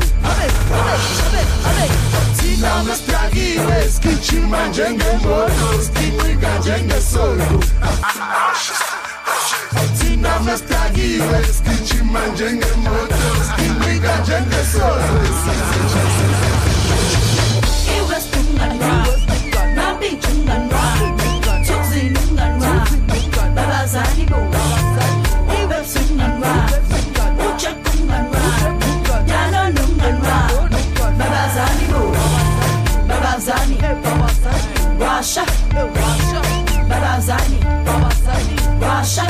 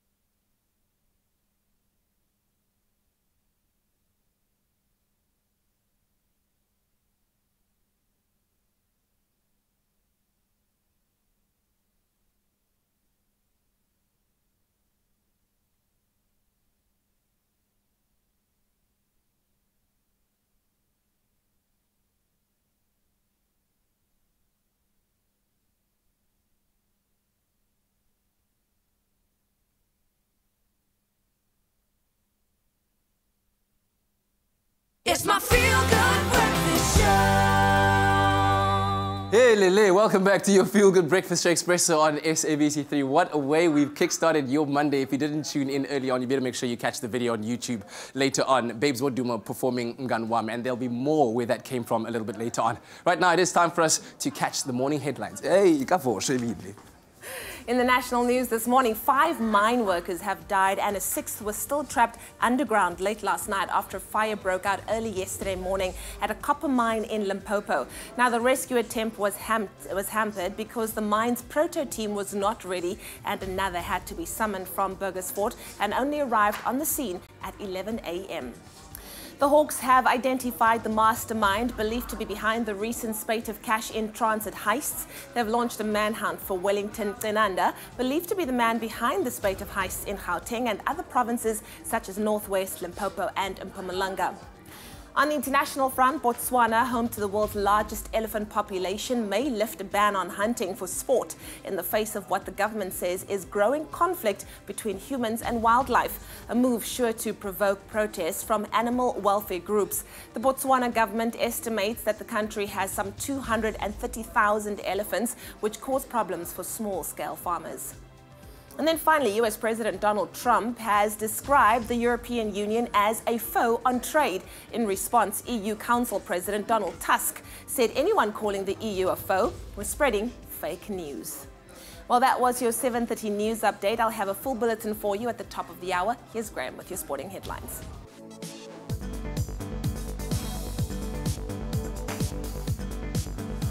Flying through those headlines quickly, the 2018 Soccer World Cup came to an end last night as France beat Croatia by 4-2 in the final in Moscow.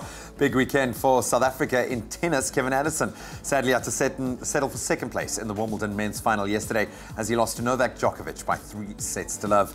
In rugby, the Sharks managed to just sneak into the Super Rugby playoffs thanks to a 2010 victory over the Jaguares in Durban on Saturday, while the Lions beat the Bulls by 38 points to 12. And in motorsport, South Africa's Brad Binder claimed his first ever Moto2 World Championship. That victory that came yesterday as he finished first at the German Grand Prix. More on all of those stories on the top of the hour. We're also going to open our lines for a bit more of a World Cup chat. What are your thoughts? 021 430 9881. And we'll open those lines in just a moment.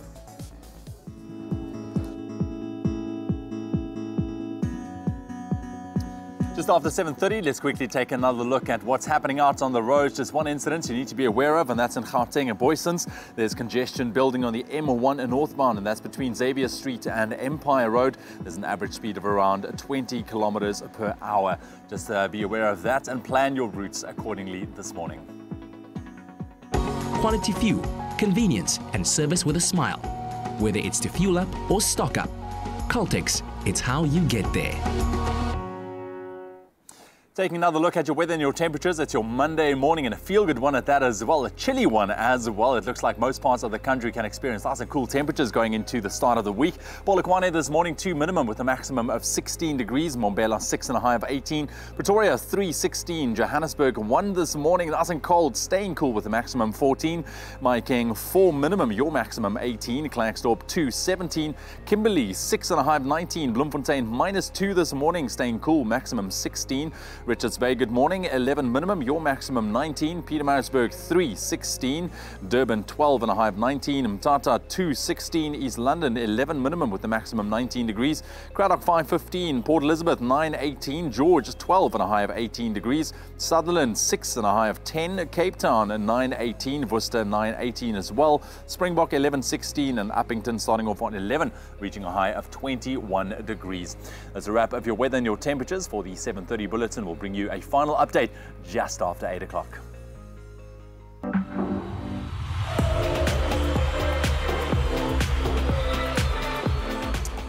Gordon, are you ready? It's game on. Time for our final chat about the 2018 Football World Cup. I've already moved on to the rugby. Only a year to wait. Of course, we've been treated to one of the most amazing World Cups and an incredible final. 6 goals in the end. We'd love to hear from you guys. What are your thoughts on that final, on this World Cup that Russia seemed to have hosted brilliantly? 021 430 9881. Give us a shout. We've got a caller online as we speak. Regan, a very good morning. How are you? I'm doing good, Graham. How are you doing, man? I'm good, man. I'm already going through withdrawal from the football. I don't know what we're going to do with our time. But first of all, tell me, what was your prediction for this game? What score did you think was going to come out? I was actually predicting Croatia on a 3-1. That was my prediction, but unfortunately, football is very cruel. So on the day, France was the better team, and Croatia looked a bit fatigued. So they took advantage of it, but the best team won, and congratulations, big up to France. I like the fact that you are magnanimous in your support of the team that beat your prediction there. Do you think that Croatia could have done it, looking at the way that final played out? Do you think they had enough left in the tank? Honestly, I didn't think that they had enough in the tank because, look, let's face it, last 16 quarterfinals, and this team is as well, they went to extra time. They conceded a goal first and then came back again, but the 52nd minute penalty decision, I think that was a big change to the game mentally. So I think that is what made the big change. Was it a penalty? Yes or no? That's up for discussion for another day. But I think that's what changed the whole game. I love it, man. I love your analysis there as well. Thank you so much for phoning in, man. And sorry, hopefully you didn't have money on that particular result. It is like that in the final. You expect it to be a tense affair. You expect it to rest on those key moments. I know it's going to be contentious whether that was a penalty or not. I mean, but a handball is a handball, yes. Surely. Is that the straw that broke the camel's back, do you think? Was it just too much psychologically to come back from that, Ash? Yeah, we mentioned earlier also the extra time in the previous games. I think that just weighed them down eventually in the final, almost like the Kevin Anderson effect at Wimbledon in the final from his semi-final. Just had nothing left. I think Croatia was a lot of people's second team. Yeah. I wrote in my match report as well that a lot of people would have gone for the sentimental choice there on our website, IR Sport. So yeah, but the France just too powerful, too many guns. We've got another caller on the line. Tashik, good morning. How are you? Tashreeq, my apologies. How's it going? I'm well, and yourself? I'm very good, man. So I'm going to ask you, first off, how did you feel going into this match? Who was your favourite to win it? Like, I'm a Spain supporter, but they were the biggest team, and I backed them. Well, congratulations. You picked a winning horse. What did you make of that final? How do you feel about just the entire World Cup in general and France's performance throughout? Like, firstly, like, I think 80% of France's players is African, so they might be proud in relation to that. But throughout the tournament, they were a really good team, if I must say so myself. I couldn't agree more. Who was your star player in this World Cup? It must be the 19-year-old Kylian Mbappe. I think you're getting a lot of nodded heads here, man. Thank you so much for phoning through. And enjoy doing absolutely nothing with your evenings now that the football is finished. I think that this French team, under the leadership of Duchamp, that the coaching, they had options. You know, we were talking about a plan B. How important is it for the psychology, for the confidence of a team to know that their coaching strategy is working when they're actually employing it on the field? Yeah, it's very important, you know, to believe in what the coach is saying. He obviously does a lot of work. He watches the tapes of the opposition all day. Then he gets into a team talk and he tells his players. And they take that in, they know what he's saying is correct. And if we do this, we've got a big chance of winning. You know, so I think it's hugely important. But you know what I find very interesting is that, you know, Giroud didn't score a goal in the whole tournament. He's a world champion. And then you get a player like Harry Kane who scored six goals. 6 goals, golden boot. You would think, you know, if I said to you, there's two teams, one had a striker who scored 6 goals, one had a striker who scored none, who won? You know, you would say straight away the team that had the striker was 6 goals.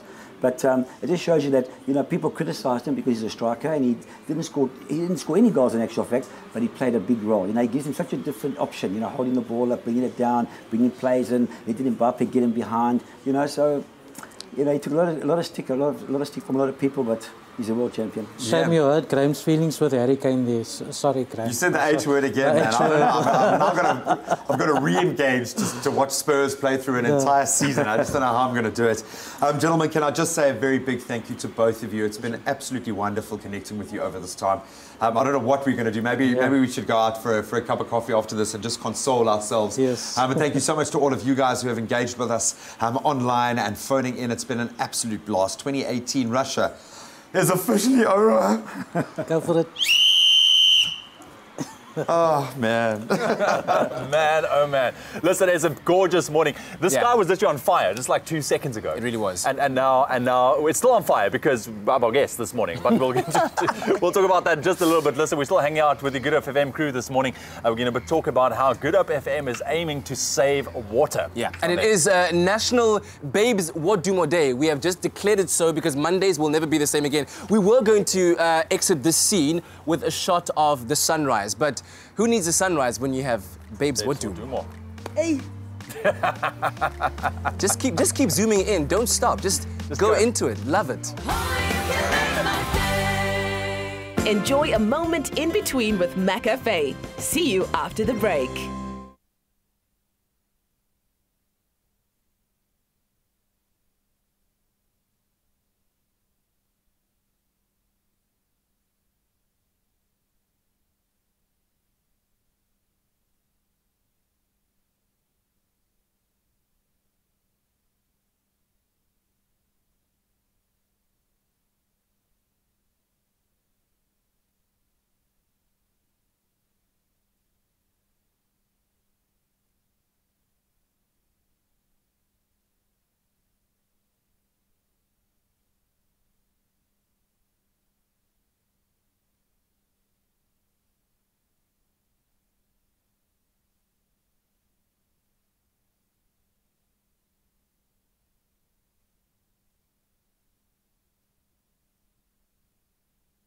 It's my feel-good breakfast show.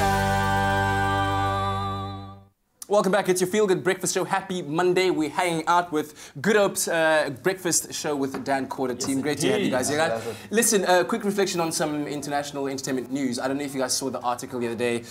People were raving about Kylie Jenner being possibly the youngest billionaire ever, self-made as well. So people have been going crazy about that story that she's now worth an estimated $900 million US, which is about 12 billion, man. Up for adoption. Yeah, she's rolling that way, you know what I mean? Okay, but here's the thing now. There are so many people that are eager for her to actually reach that billionaire status that they've actually started donating It's absurd. to her cause. It's absurd. They're crowdfunding for her to... So she needs an extra $100 million, right? She'll get it. It's like the digital version of somebody standing at a traffic light in like a Gucci suit and people giving them their change. It's outrageous. At least give her a cardboard sign. Do you know what I mean? Like, she needs to work for it in some other way. But anyway, so there's a GoFundMe campaign which was set up by Instagram star Josh Ochofsky. No. And... No, Josh. No, Josh. So apparently most donations are only about $5. One anonymous person did go as far as donating $1,000. And that's Chris. To this I would do that if I was a mom. I just can't make sense of it now. No. Look, I mean, she's done brilliantly for herself, but for people now to be saying, we want you to reach this, we're gonna give you money. Yes. But then is she then, strictly speaking, by definition, a self-made millionaire? Then she's a self-paid. No? Other paid. That joke didn't work. It's fine. It's still crowdfunding. But not funding for my jokes. Wow, it makes you just ask the question, what were you doing when you were Kylie Jenner's age? Like, how very productive is your life? Anyway, let us know exactly what you think about this and other stories that have caught your attention on social media using hashtag Expresso Show. That's crazy. Well, it's a brand that never stops innovating. It's loved by South African women of all ages, and Pond's launches their first ever Derma Plus range to unlock your skin's flawless potential. And with a range, or rather a new range, comes a brand new face. We have the gorgeous fashion, beauty and lifestyle blogger Melody Molale in studio as the face of the new Pond's Flawless Radiance range, along with Senior Assistant Brand Manager Zezi Pontwango, to tell us more about this range and, of course, why it just sets that gold standard for skincare. Ladies, good morning. Welcome to the show. Thank you. Just to contextualize, it's very loud today. We've got Good Up FM. They're broadcasting live from our show. We've also got Babes Udumo and her amazing team in studio. So it's a party. It is a party. But it is even more party because, Melody, congratulations on this brand new achievement of yours. You are the face of Pond's Flawless Radiance range. What does that mean to you? I mean, it's insane. Honestly, I cannot put it into words. I am so happy. Yay! This is you! This is you! That is me. I am so happy. I come from a long line of women who for many years have trusted Ponds for their skincare needs. My grandmother used Ponds, my mother used Ponds, my aunts, so my cousins and I inevitably ended up using Ponds. So this is not only a win for me, really, it's a win for my entire family, especially the women. Yeah, and that's what I love about Ponds, is because it's a brand that we all grew up with, we resonate with it, we trust it. Exactly. Zizipo, so good to have you with us this Thank morning. you. Why this brand new range? I mean, we're talking about Ponds Institute creating something that I believe is going to address the skincare needs of everyday women. Well, Leanne, that's a fantastic question, because first and foremost, this is still the same Pond's Flawless Radiance that South Africa has loved and trusted as a skincare solution. Pond's is now exceptionally proud to relaunch the range with a new and much improved formulation, which incorporates the revolutionary Derm Perfect complex to deliver that flawlessly radiant skin. As you know, the Pond's Institute consistently pioneers in advancing the technology and the science of skincare in order to deliver that flawless skin that we want and the results in our daily regime. But what does this mean for our skin? Exactly. Firstly, it's a range that is inspired to deliver the same even-toned, poreless, luminous skin that we would achieve from undergoing 3 of the most common derma treatments, which would be IPL, facial peels and lasering. And also it's an extension and a completion of our beauty regime with Pond's Flawless Radiance. So you start off with cleansing the skin with the brightening micellar water. Melody, I know this is your absolute favorite for removing makeup, rinse-free. You move on to the facial foam and the toner, to moisturizing and treating the skin with the Flawless Radiance serum, moisturizing at the start of every day with the moisturizer, which is now SPF incorporated, and ending off every evening with with the night cream. But at the heart of it all is a range that sets out to celebrate our individuality by identifying the things that make us uniquely flawless and uniquely beautiful and radiant in our own right. With the My Type of Flawless campaign, which we are so excited to have Melody as the gorgeous face of. That is amazing. Now, of course, Melody, I think that you are the perfect fit for this because as a beauty blogger yourself, I think you've come across so many different skincare products and routines. What do you think it is about this range that just sets it apart from everything else? Look, I have, but I think what sets this range apart is, for me personally, it's the mattifying day cream. It's literally a staple. It's iconic. Not only does it help reduce or minimize pores, it also helps reduce spots and also boosts your radiance, you know. And for me, I mean, love it, love it, love it. I even use it as a primer under my foundation. Can you believe it? Wow, yeah, just amazing. to achieve that. Yeah, just to achieve that mattified look. I think that is, that's what I do. It's a trick of mine. Use it, don't use it. Nice. But I think what really speaks to me as far as being the face of this campaign is that, you know, it is being launched in conjunction with the hashtag #MyTypeOfFlawless, which not only seeks to help you identify your skin type so that you are able to choose the right products within the range, but it also seeks to help you understand that flawless means different things for different people. Exactly. So Pond's has gone ahead and launched this amazing campaign so that we identify and celebrate the things that make us authentically and uniquely ourselves, and that is when we are most flawless. Yeah, really. I love it. I love it. One product that kind of addresses a host of different needs. That's what we're looking for because life is busy. Absolutely. We don't got no time for like a lot of different stuff, but just give it to us in one easy-to-use product. Zizipo, thank you so much, Melody. Congratulations once more. Oh, you're phenomenal. Both of you are absolutely incredible. Well, New Pond's Flawless Radiance Derma Plus range combines 3 derma treatment-inspired actions in just one jar, like Z said. It's clinically proven to reduce spots, tighten pores, and boost radiance in as little as 7 days. We're here for that. Of course, you need to get your hashtag #TypeOfFlawless with Pond's today. It is absolutely incredible.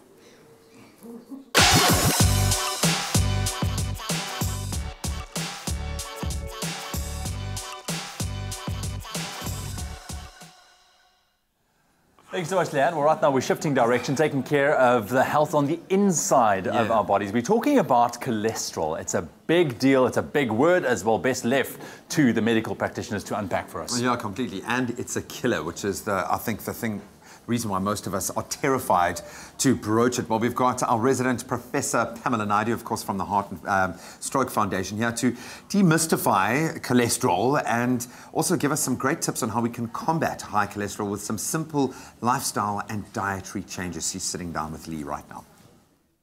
Cholesterol has been named, or rather nicknamed, the silent killer by many doctors and nutritionists, and for good reason.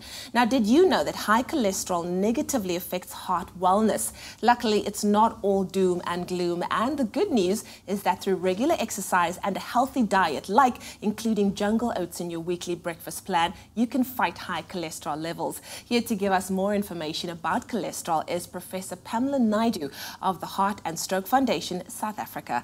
Professor Pamela, so good to have you in studio this morning. Thank you for having me. I'm always happy when we're talking about wellness, specifically heart wellness, but let's kick off at the very beginning. What exactly is cholesterol?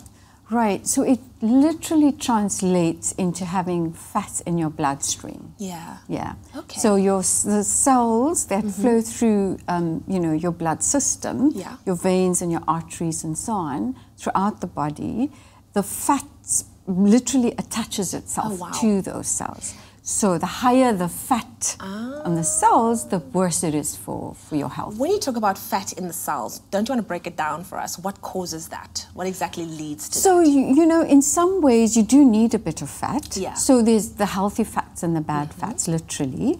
And so the healthy fats, it helps your metabolism, it's good for your immune system. Yeah.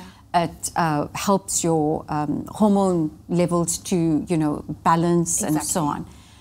But if you're carrying too much unhealthy fat, then it's a problem. So if you look at cholesterol, you have like the total cholesterol. You can go to a doctor or a nurse and they would take your bloods and they send it to a lab and they say, well, that's your cholesterol level. But the cholesterol level doesn't tell you as much as if you break it down.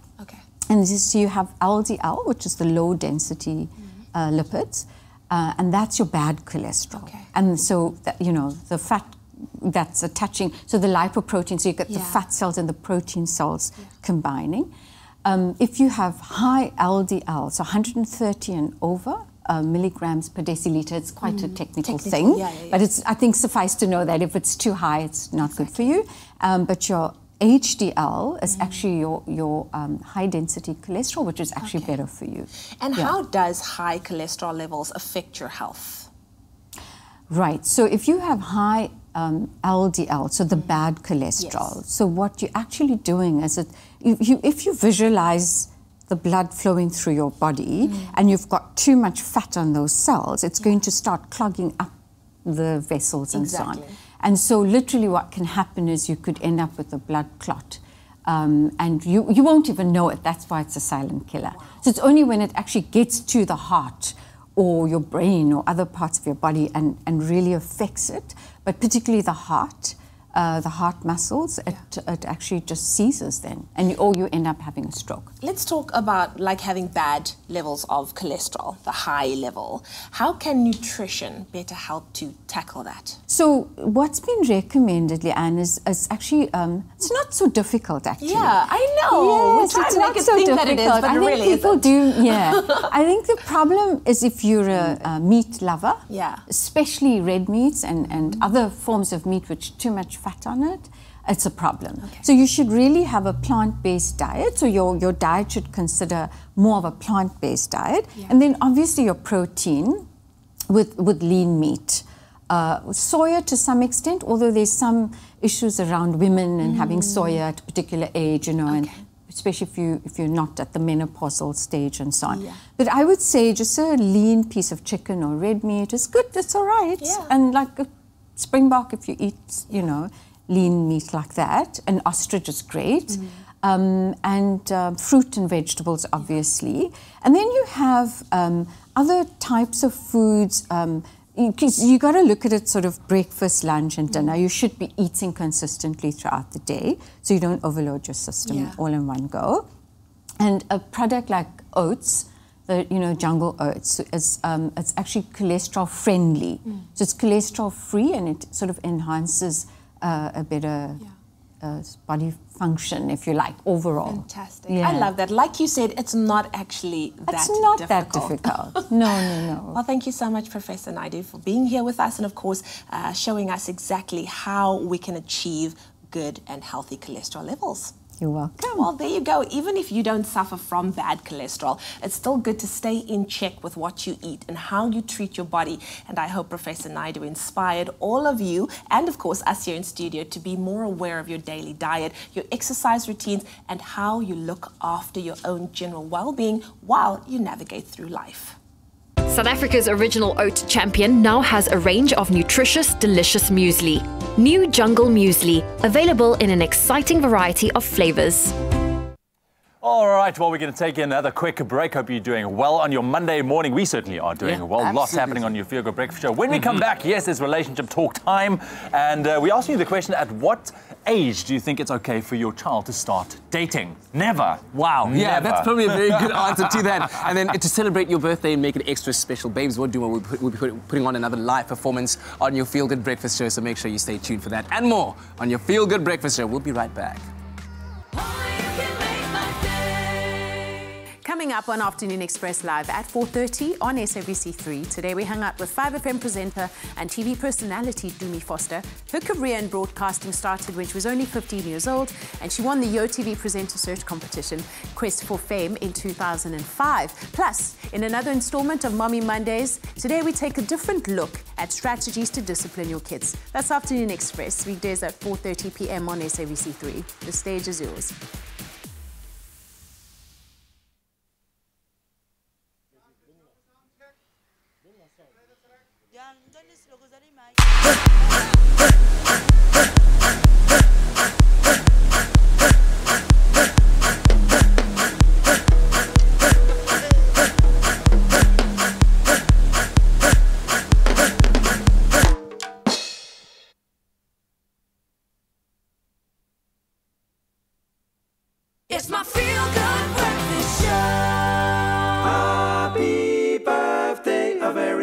birthday to you.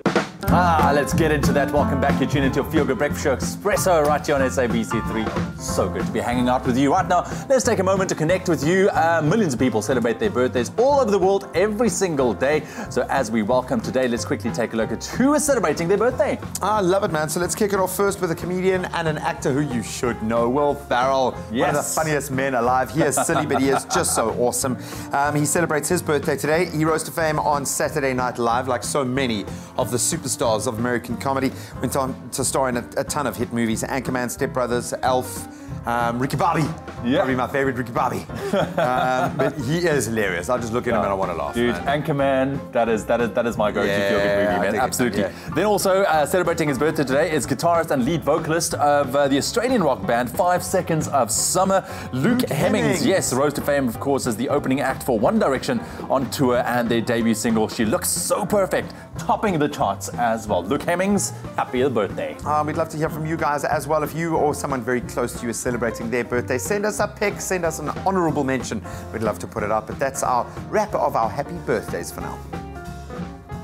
In your national news at 8 o'clock, 5 mine workers have died and a 6th was still trapped underground last night after a fire broke out at a copper mine in Limpopo. The fire broke out in the early hours of yesterday morning at a Palabora Mining Company mine. The proto team at the mine was reportedly not geared to complete the rescue, thus a proto team from Burgersfort had to be summoned, only arriving at 11 a.m. yesterday. Temperatures of 64 to 67 degrees Celsius made the rescue efforts almost impossible, with ventilation pipes being damaged by the flames. The Hawks have identified the mastermind behind the recent spate of cash in transit heists. A Sunday newspaper report states that the Hawks have launched a hunt for Wellington Thenanda, believed to be the man behind the spate of heists in Gauteng and other provinces. Now, the report said that the past 10 days, officers have arrested 6 of Thenanda's men linked to at least 23 cash heists in Gauteng, the Northwest, Limpopo and Mpumalanga. A while ago, police arrested 23 suspects, including a Tshwane Metro policewoman and a 67-year-old grandmother. Now moving further abroad, Botswana, home to the world's largest elephant population, may lift a ban on hunting for sport in the face of what the government says is a growing conflict between humans and wildlife, a move sure to provoke protests from animal welfare groups. Conservationists estimate that landlocked southern African country has about 130,000 elephants, but the government says the number is closer to 230,000, causing problems for small-scale farmers. Botswana's parliament passed a motion on June the 21st to review and reconsider the ban, which was imposed by former President Ian Khama in 2014. And then finally, US President Donald Trump has described the European Union as a foe on trade. He said in a media interview that European countries were taking advantage of the US and not paying their NATO bills.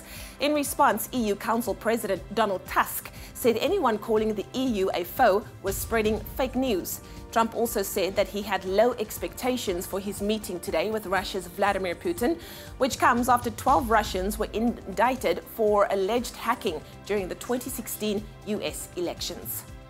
Well, that was your 8 o'clock news update. Here's a final look at what's happening in the world of sport with Graham.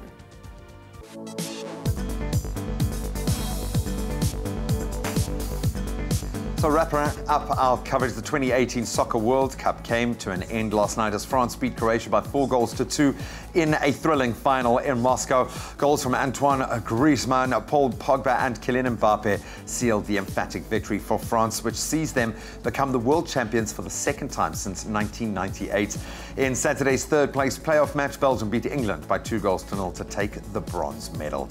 Then a big weekend for South African tennis as Kevin Anderson sadly had to settle for second place in the Wimbledon men's final yesterday, losing out to Novak Djokovic by 3-0 after surviving that mammoth 6-hour-long semi-final on Friday. Anderson couldn't go one further as Djokovic claimed the simple in the end 6-2, 6-2, 7-6 victory. In Saturday's finals, Angelique Kerber beat Serena Williams in the women's singles, while in the men's doubles, South Africa's Raven Klaasen and his partner Michael Venus, they lost out to the American pairing of Mike Bryan and Jack Sock. Then on to Super Rugby. The Sharks just managed to sneak into the Super Rugby playoffs thanks to a 20-10 victory over the Jaguares in Durban on Saturday. The 10-point victory saw the Sharks finish in 8th place on the overall log, and that sets up a pretty tough quarter-final clash with the Crusaders this coming Saturday. Also in Super Rugby action this weekend, the Lions beat the Bulls by 38 points to 12. The Joburg side, they will face the Jaguares in this weekend's quarterfinals as well. Then more success for South Africa in motorsport as South Africa's Brad Binder claimed his first ever Moto2 World Championship victory, and that came yesterday as he finished first at the German Grand Prix. So after starting 10th on the grid at the Saxon Ring track, Binder raced to the front of the pack and held out for the win as he finished 0.7 seconds ahead of second-placed Joan Mir of Spain. In the MotoGP class, Marc Marquez continued his incredible run of form, finishing first to claim his 9th consecutive race win in Germany. And that's a wrap of your sport for this morning.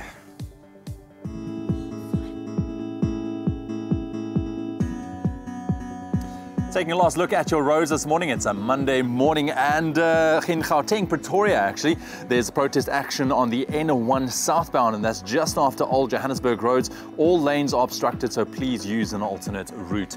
That's what we have for you in terms of your traffic and where we're leaving it for your Monday morning as well. Please take it easy out on the road, South Africa. More than a club, more than an appliance brand. Defy. Well, it's just after 8 o'clock. Let's get into your weather and your temperatures for the very last time on your Monday morning. And it looks like we can expect a chilly day for most parts of the country today. Polokwane 2 minimum with a maximum of 16 degrees. Mbombela 6 and a high of 18. Pretoria 3, 16. Johannesburg 1 minimum reaching a cool 14 maximum. Mahikeng 4 this morning reaching a high of 18. Klerksdorp 2, 17. Kimberley 6 and a high of 19. Bloemfontein -2 this morning reaching a high of 16. Richards Bay 11 and 19. Pietermaritzburg 3 this morning. In your maximum 16, Durban 12, 19, Mthatha 2 and a high of 16 degrees. East London starting off on 11, reaching a high of 19 degrees. Cradock 5, 15, Port Elizabeth 9 and a high of 18. George starting off on 12 minimum and your maximum 18 later on today. Sutherland 6 and a cool maximum of 10 degrees with some rain expected. Cape Town 9, 18, Worcester 9, 18 as well. Springbok 11, 16 and Uppington starting off on 11. Your maximum 21 degrees. And that's a wrap of your weather and your temperatures for your Monday morning. Well, it's time for us to find out what Graham is thinking when it comes to dipping his Oma, because it's that time of the morning. We've been working real hard. We need a dipper Oma. G, how are you feeling this morning? I need to cozy up, man. Now the moment has finally arrived. It's a little bit intimidating. I've seen so many amazing people dip to make their way onto the spectacular we've had dipper everything. Oma wall. We had my Wakanda dip, okay. We've had Jimmy Nevis on here with his Chimera dip. There's been amazing dips. And now, of course, it's time for us to find out from you as to what your dip is called. But before we do that, what is your favorite flavor of Oma rusks? Because I'm a muesli girl. Yeah, no, I know, and I enjoy that. It's horses for courses for me. Some days I feel like when I want to feel like I'm a little bit healthier, I'll have the muesli. But for me, the buttermilk is still the original vibe, and it feels like you're getting just a little bit more flavor out of that. So that is it for me. Okay. So, ladies and gentlemen, and maybe it's because I'm feeling a little sad because I'm saying goodbye to the World Cup. I don't actually know what I'm going to do. Here's my little rusk making his way up the stairs to the top of the high dive board. Looking down, it's pretty high. Oh, wow. It's time to complete the high dive dip. Don't do it, man. Don't do it. Don't do it. Don't do it. Okay, do it. Yeah. It's the high dive dip. The high dive dip is so much fun. By the way, you can see that you're a dad because I'm sure you're used to the choo-choo. Yeah, you're doing that thing. You're doing that dip. That's the high dive dip. Hopefully it'll make its way onto our wall. Nice. But hopefully out there, you like me are also feeling the pain a little bit. Do it. It's exciting. I'm going to try the high dive dip. Okay, cool. Throw it all the way up. Throw in something and then it just spectacular. dives. It just dives. Oh, yay! We're going to give it a 9.5. Love it. Congratulations. You might have taken that high dive final. Lovely. Well done. But hopefully this has inspired you to cozy up. Look how cute that is. And share with us your hashtag Dip Omar as well. Exactly. We'd love to put you on our wall of fame. And we've also got an amazing Oma Rusks hamper up for grabs that is packed with every single flavor Oma Rusks, plus a selection of winter warmers like these that includes a hot water bottle, tea cozies and cups, scarves and a beanie. And to win, all you have to do is tell us who you love to cozy up with this winter and why. Ooh. And of course, share your cozy up story story with us on Expresso's Facebook page. And of course, your loved one could win this amazing hamper. The competition closes next week, Thursday, and T's and C's can be found on expressoshow.com. Okay, Your arm break. time, like, we're going to have to do... It's the doubles.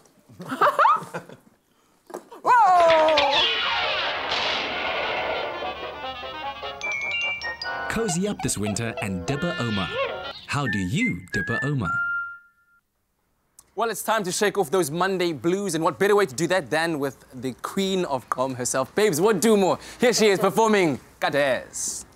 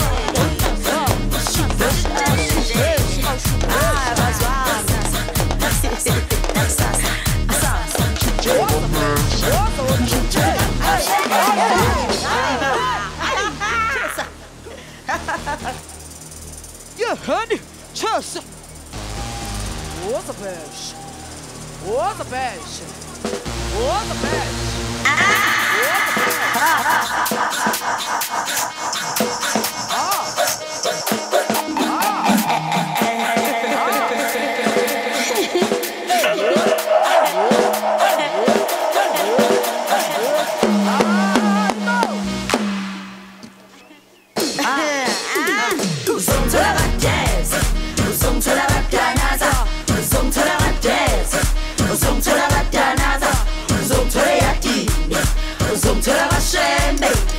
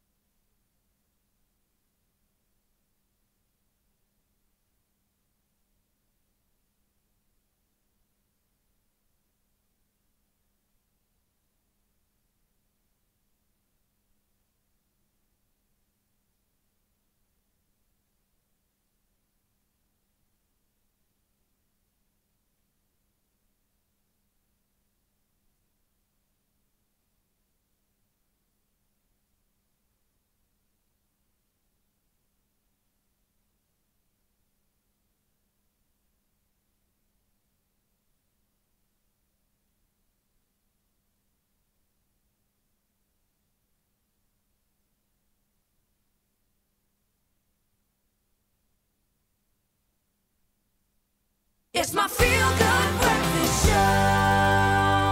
Welcome back. This is your Feel Good Breakfast show. Still trying to catch our breaths after that very invigorating and thrilling Babes Would Do More performance, taking us into that ad break. But we're back and we've calmed ourselves down to begin our Monday morning relationship chat with Dr. Eve. All about dating, and more specifically when it is that you should be allowing your children to enter into the dating scene and all the complexities that go along with it. Exactly. So we're asking the question this morning, when is your child too young to start dating? What experiences can be gained from childhood and teenage dating? And of course, should you as a parent or guardian ever interfere if you think that things are getting too serious?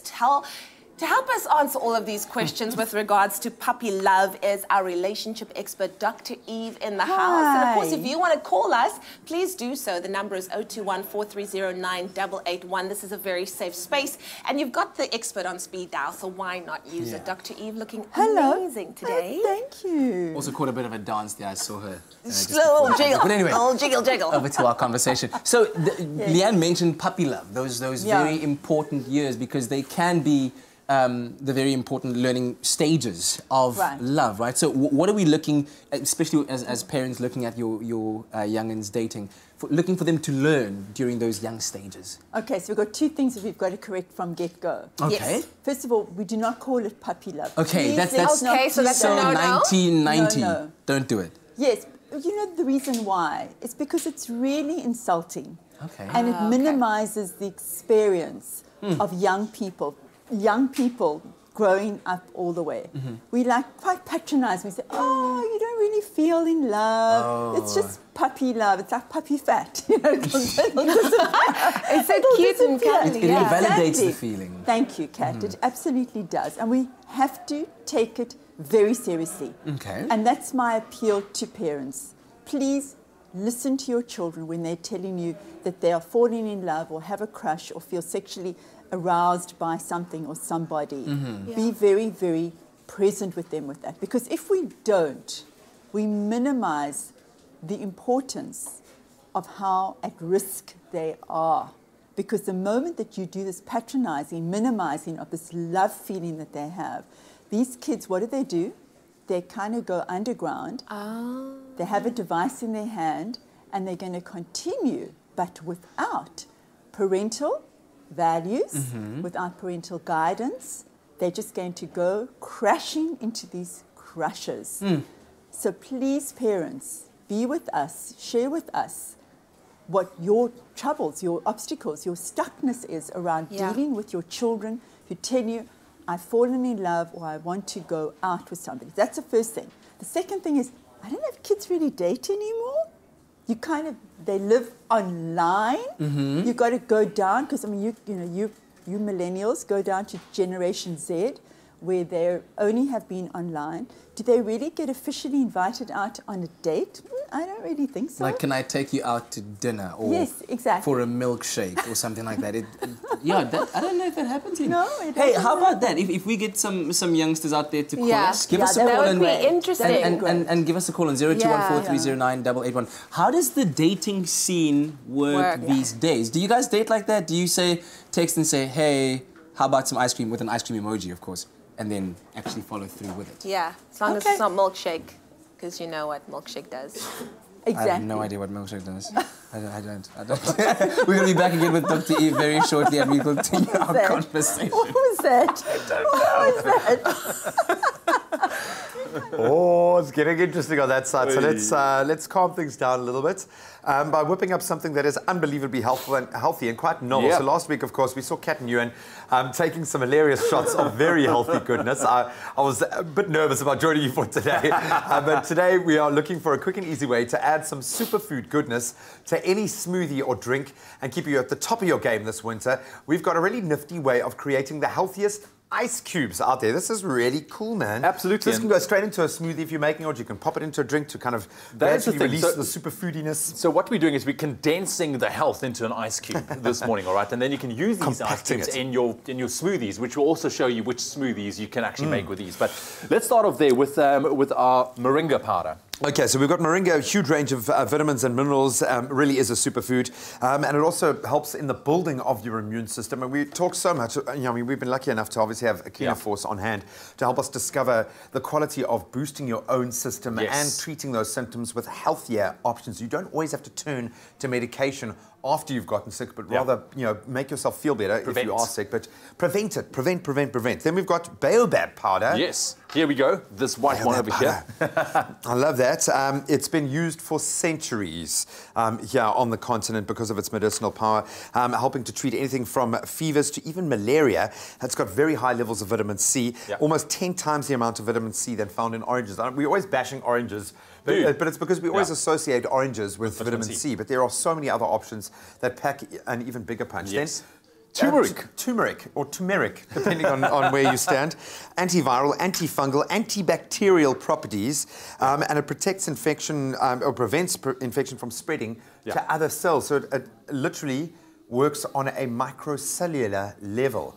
And then, of course, the heavy hits a Kina Force. So what you do normally, the normal dose for is about 10 to 20 drops, all right? But because you want to condense it and use it... one bottle. You need at least a tablespoon, all right? At least a tablespoon of a Kina Force. Do you take your Kina Force neat or do you dilute it? Straight, just like this. Because it feels like it's a more concentrated form, and it's just going to bah. You can just taste the health. I love this, mate. So cool. So we have our healthy powders in there now, just to sweeten up with some dates, some pitted dates. Clever. And then some flaxseed as well, which has got beautiful qualities in there, omega-3s as well, and a source of protein. Yep. But yeah, so this all just kind of blends up into a green monster superfood thing that we've put together. Bro, I'm going to call it the Hulk, bro, because it's okay, really here we go. Here we go. The highest concentration of superfood goodness that we have ever seen in our studio.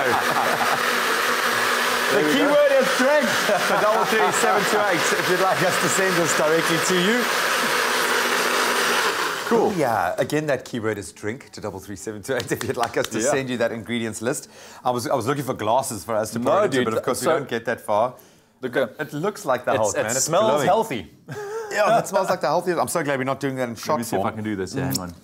But this really is slick, dude, in terms of you being able to pre-prepare your smoothies. So you can freeze this, obviously, immediately, take out a couple of blocks to add to your smoothies, to build your smoothies around, and you know that you're getting that power-packed punch of goodness. Ah, dude, you were so close, but let it drip, let it run down. It's going to go, dude. We're going to do this. And that's the extra mental ability you've gained from being in the presence of these superfoods that allowed you to figure it all out. The keyword here is drink to 33728. We'll send you this rather insanely good ingredients list, and then you can create your superfood ice cubes yourself. That's it, just like that, and use it in your smoothies, but we're going to be showing you exactly how you can do that on your Feel Good Breakfast Show, so stay tuned. A. Vogel's Akina Force is the world's strongest herbal product that's clinically proven to prevent and treat colds, flu, and their complications. Well, we're with our relationship expert, Dr. Eve. We're talking about when is it too young for your child to start dating. We've heard we're not talking about the thing called puppy love, but we do have a caller online right now. Charlotte, good morning. What is your question or comment for Dr. Eve? Good morning, Leanne. My comment is that I'm a teacher. I'm calling from Joburg, and I teach grade 7s, and they often come to me and say, oh, I love this one, and this one doesn't love that one anymore. They broke up and that type of thing. Yes. And it's quite disturbing to hear these guys talk about love when, you know, they're at an age where they don't really understand what love is. And I often have a discussion with them saying, you know, do you guys know what the difference is between being in love and love? Because love is something totally different. And being in love is what you guys are feeling now. It's that infatuation, you know, that butterflies in the stomach, knees go weak type of thing. And, you know, how do I really address that? Is it fine if I carry on talking about you guys are being in love and what you're feeling is that in-love infatuation thing, where love is a totally different thing? Mm-hmm. Thank you very much for that. Powerful. Thank you, Charlotte. Thank you so much for that. It's a great question because teachers have to deal with this every single day, and children spend a lot of time with them. Yeah. So, you know, part of the sex education curriculum is all about sex negativity. Don't fall pregnant, HIV, be very careful. And seldom is the entire idea of love brought into the curriculum. So, Charlotte, please encourage the children to talk about love. Yeah. It's a very real experience for them, and I'm going to repeat, don't minimize that experience for them. I'm not really clear, I'm not really sure around this thing about saying to children, this is just a crush, as I said earlier, and this is in love or being in love. No. Everybody who falls in love in whatever way, they go through an infatuation phase. All of us do that. Yeah. Whether you're 10 or whether you're 20 or 40 or 50 or even 60, you go through infatuation where you have that physiological response of a heart rate, anxiety, you don't want to eat, you feel like really excited, you talk about this person, you think about this person all the time. The difference is that when you're that young, it becomes really messy and confusing for you, and you don't have the emotional capacity to regulate it and to feel in control of the situation, whereas a grown-up person has more skills or capacity to control or to feel more powerful in it. And that's why they need the guidance and the containment that parents and teachers can give them to say these are great feelings, we love having these feelings. We feel them for our friends, and I'll kind of come back to that. But to be able to say that these feelings are they're going to fade. They may not be long-lasting. Yeah. And this is what happens. It's a kind of a testing time for young people, right? Where they fall in love and they fall out of love. Yeah. Where they have something called unrequited love, like Charlotte was saying. I'm in love with this person, but this person doesn't reciprocate the love to me. Or this person's broken my heart, or I've broken up with that person. They're dealing with those very critical, very important experiences of learning what love is about and how to make good choices. This is critical at this time. With parents being able to say to their children, let's look at the choices that you're making with these people that you're falling in love with, which obviously we can't always help who we fall in love with. But it's very important to be able to say, well, what are we really looking for? What are the things that are important in friendships or in falling in love? What are the characteristics that we should be looking for in these people, that we don't feel completely wounded and shattered every time we fall in love, that it can be a lovely experience. Yeah, sure. Okay. Yeah, LO classes are not going to be the same again, but very, very important discussions being had. We're going to keep our lines open on 021 430 9881. The broader topic is when is the right time to allow your children to start dating, but as you can see, it really does diversify itself into many different facets and aspects. So give us your questions or comments. So yes, we're going to take the quickest of ad breaks. Stella and I are going to console each other at the end of the World Cup. I don't know what to do with myself anymore, man. Oh, man, then we're going to ask a question that's going to freak you out completely if you're a parent. When is it too young or too old? What age should your children start dating? Oh, what is love? Never. What is puppy love? Never, ever in a million years. 021 430 9881. Give us a shout. Yeah, listen, myself and Graham is also going to be jumping back into the kitchen. Try wrap your head around this one. It's strawberries and cream. Hot chocolate. What? Yeah, I know. It takes a lot of mental power to wrap your head around that one. But we're going to make it strawberries and cream, hot chocolates. Huh? Yes, after the break. What? Stick around. Join the party on Top Billing this Saturday evening at 6 to see if Presenter Search on 3's top 8 finalists can handle the heat as they take over the show for one night only. We put this talented new generation to the test.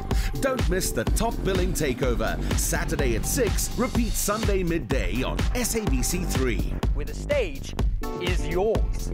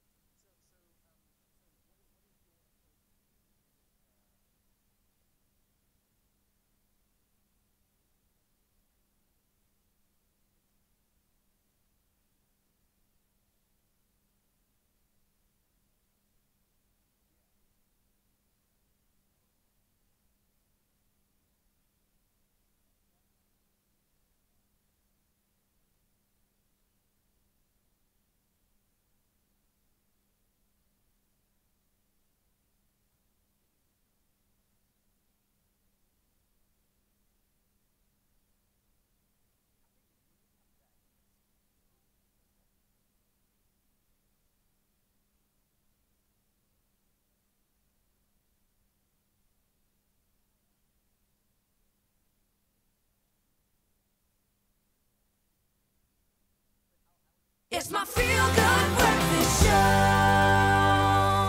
Welcome back to your Feel Good Breakfast Show. A very busy Monday that we have here, and also a very engaging one. Dr. Eve talking about when is the right time to let your child date. Let your child date. Let your child. Exactly. Okay, so I feel like I've just crossed the line. You do have to have a control. Yeah. You do. Okay. You do have to have a control over it, because Allow I also would just like to think about why is it that parents struggle with this topic so much. Yeah. And one of the reasons for that is because parents are obviously very attached to their children. And we egocentrically believe that our children only love us and that they're only in love with us. Yeah. And they struggle enormously to imagine that their children actually can love somebody else, which is not you. Yeah. And so they find that they want to keep the attachment very strong. And what do parents do? What do we do best? We clamp down. We send this love feeling or this child into exile.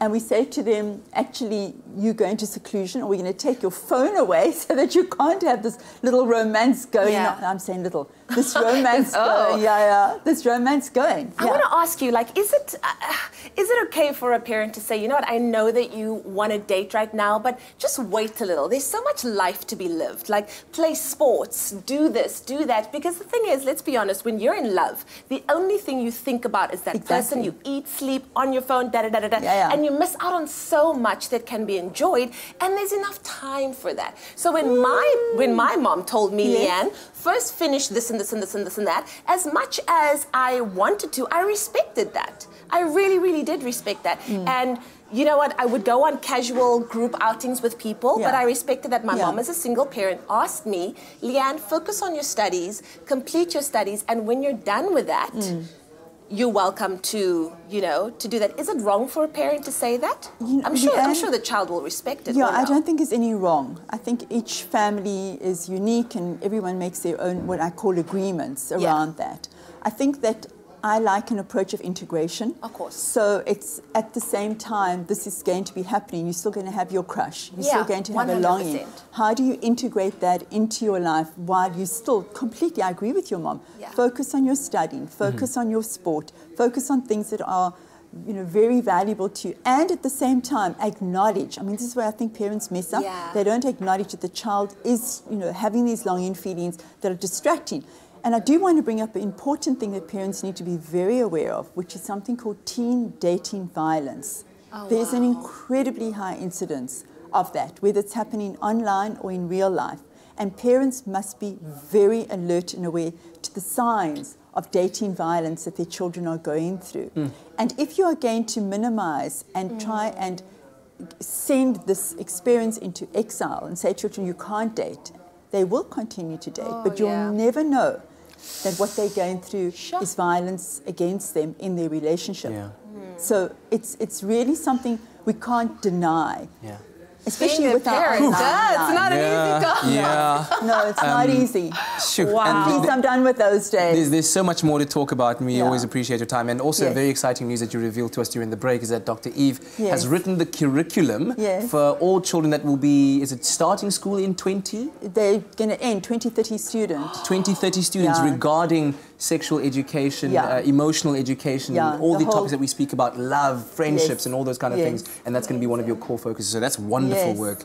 Thank you, Kat. I would love to have a segment where we just talk about that as well. Next year, we will look. It's going through the approval through the Department of Education. It gets launched next year. So we will keep talking about what our kids are going to be learning. We are rolling with honorable members here of the committee. We'll see you again next week. We'll do it again. Thanks, babe. He's so cute. Take a moment between the madness to just chill with Super M. Made with love by Clover. Instant hot chocolate? It is possible with Clover Super M when you hashtag try it hot this winter. A great hot chocolate option that only requires basically you to pour, heat and enjoy.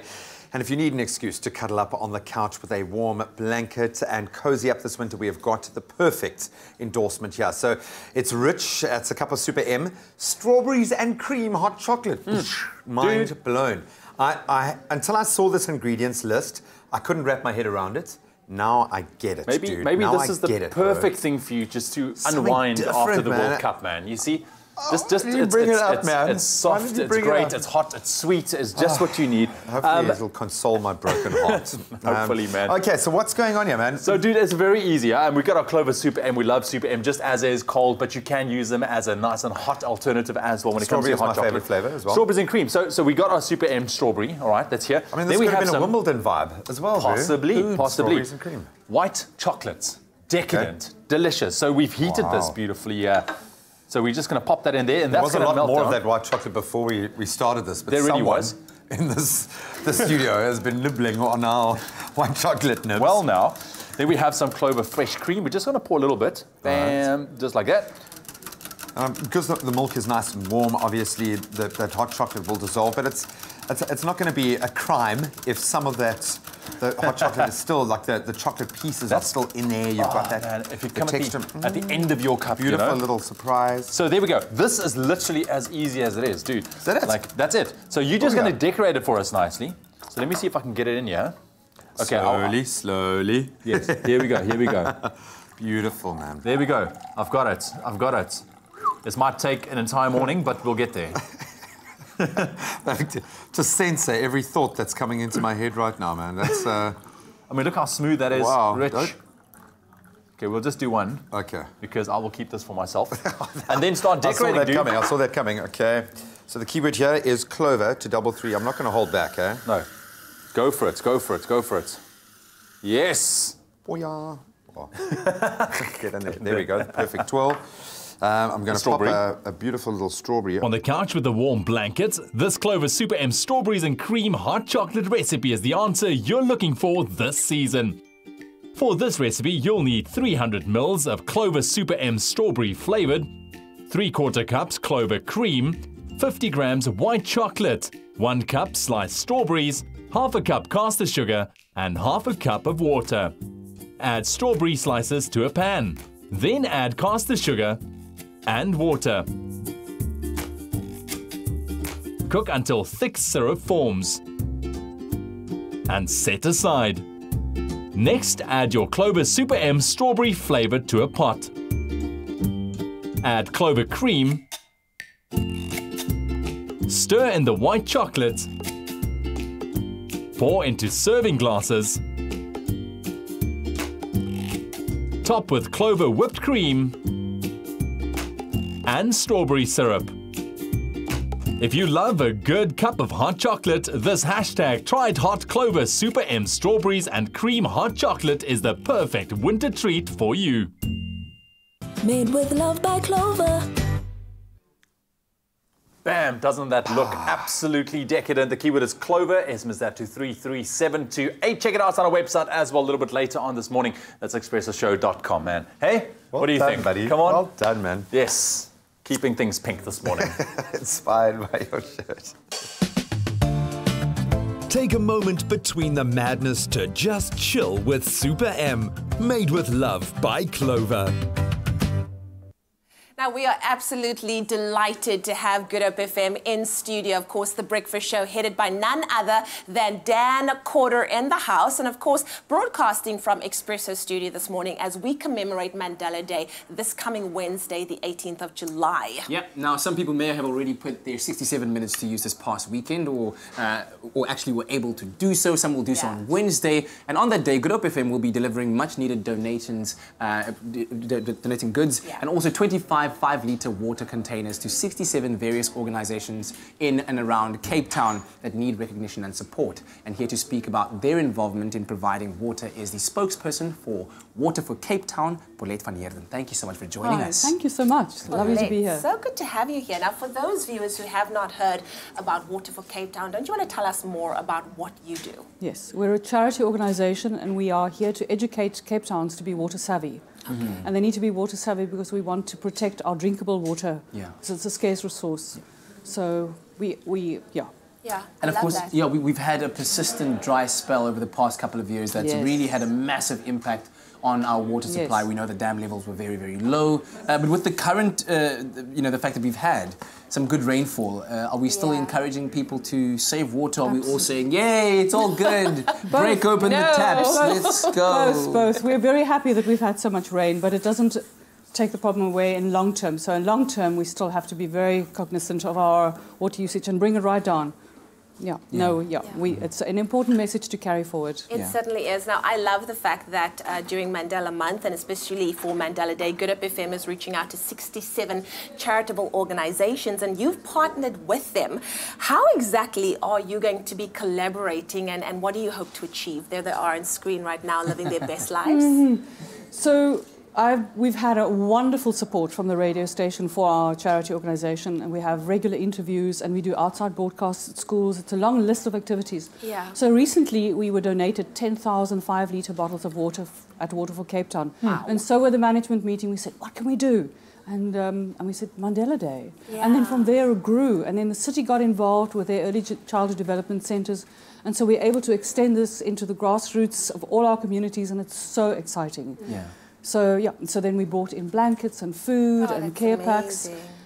So it's human impact and quality of life. 100%. And so I think information that we're getting right now, I guess there and thereabouts, 50% is where the dam levels are right now, which is amazing because we've gotten some very good rains. But what strategies are we as a province implementing to make sure that we never ever have to face a crisis like this again, where we're talking about day zero could be 2 months away. People need to start lining up at this point or station and bring a bucket full of water to take it to the next. Even though that's a reality for a lot of people around South Africa, and we're trying to improve infrastructure all around. What are we as a province doing to ensure that that's not going to happen? Well, I think that people have become very aware of their usage, which is great. So we are metering our usage and making sure that we don't use more than we've allowed to. So that's a massive step from where we were a year ago. And water meters are being implemented. Tariffs are being increased. So I think those are all measures that would curb usage that is too high. If we look at our usage as a country and compare it to the world, we're actually too high in terms of our general usage. So we have to bring our usage down. In terms of infrastructure design, there's a lot to be done locally to get the infrastructure design upgraded. It's very old.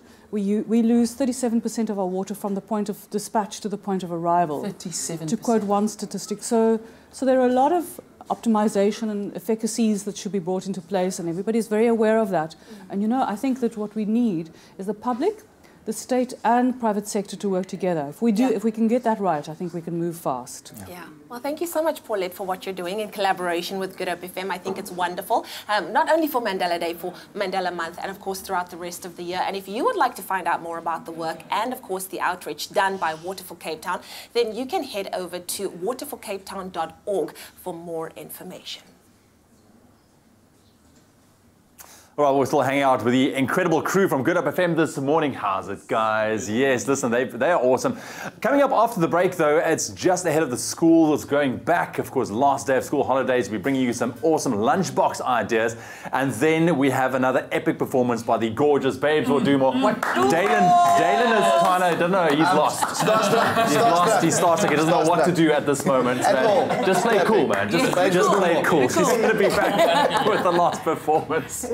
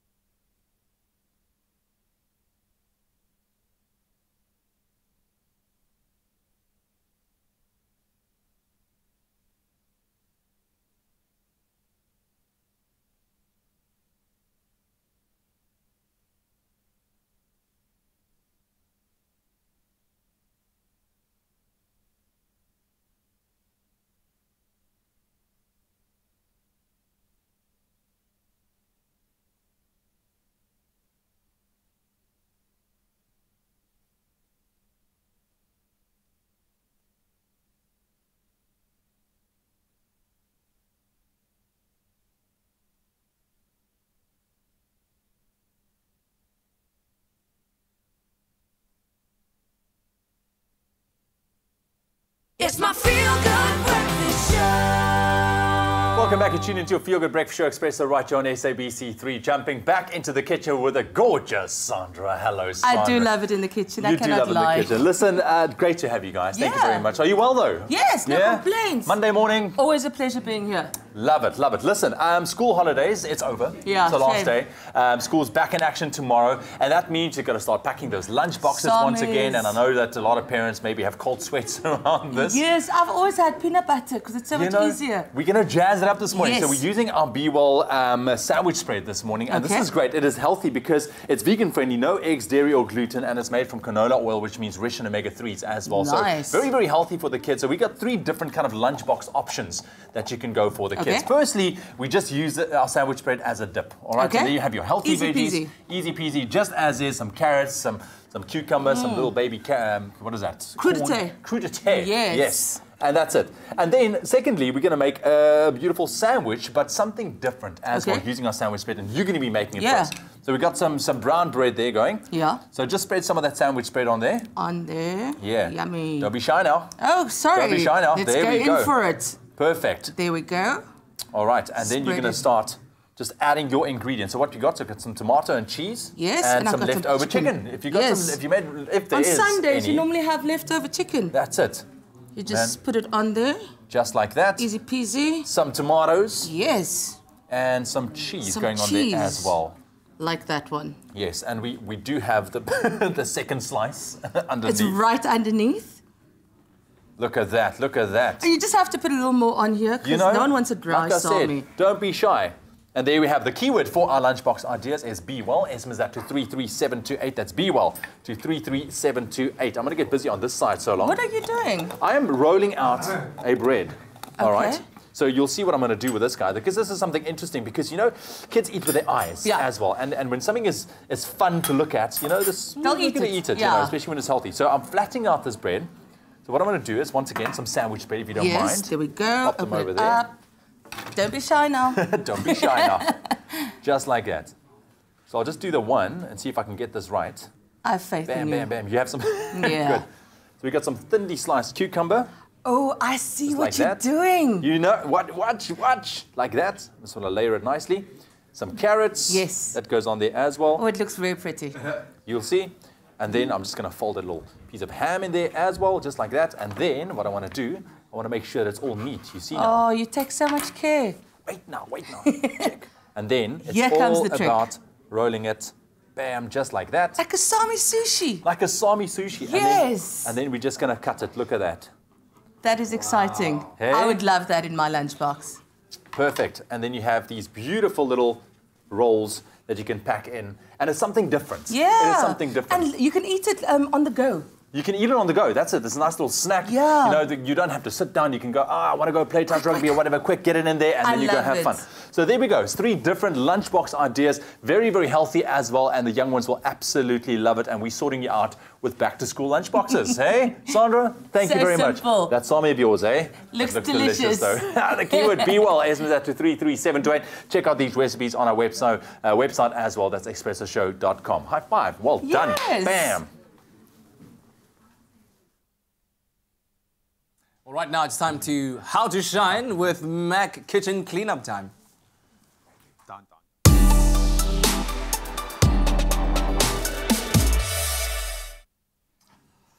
Yeah, now what would we do without our kitchen appliances? Our kitchen would really be so uneventful. The development of technology has resulted in a wide variety of labor-saving devices to handle almost every domestic chore, from refrigerators to convection hobs to microwave ovens, to name just a few. And today we talk about how to keep some of these appliances clean so that they can keep working at their optimum best. And we use them all the time, so you want them to be hygienically clean. So appliances are expensive as well, so making sure that you use them correctly and in accordance with the instruction manuals, plus keeping them looking good for longer makes sense. And with Mac Multi-Purpose Cream Cleaner, it's designed to make that cleaning process easier and take care of your appliances, make it easy and efficient. And a combination of an effective detergent and a soft abrasive, which work at lifting and removing dirt and stains without scratching expensive surfaces. Yeah, because you want your kitchen to look good as well, especially while you work. Yeah, while you're Instagramming. Yeah. So Mac Cream Cleaner is the kitchen, or in the kitchen, can be used either neat on the surface. It can be diluted into hot water or cold water, or you can be squirted onto a damp, soft cloth. And the cream cleaner is the answer to all of your kitchen surface cleaning. You want to be cleaning your worktops, your cupboards, your appliances, and much, much more. So let's start off first with our stove oven hobs, right? So you're going to be cleaning the enamel or the painted stove surfaces regularly as you work to prevent a buildup of fat and grime. And now you use the Mac Cream Cleaner either neat or squirted onto a soft damp cloth to wipe down external surfaces. Then for solid plates, they can be cleaned by using a little cream cleaner. If you have heavy spills around those plates, then you should remove it by first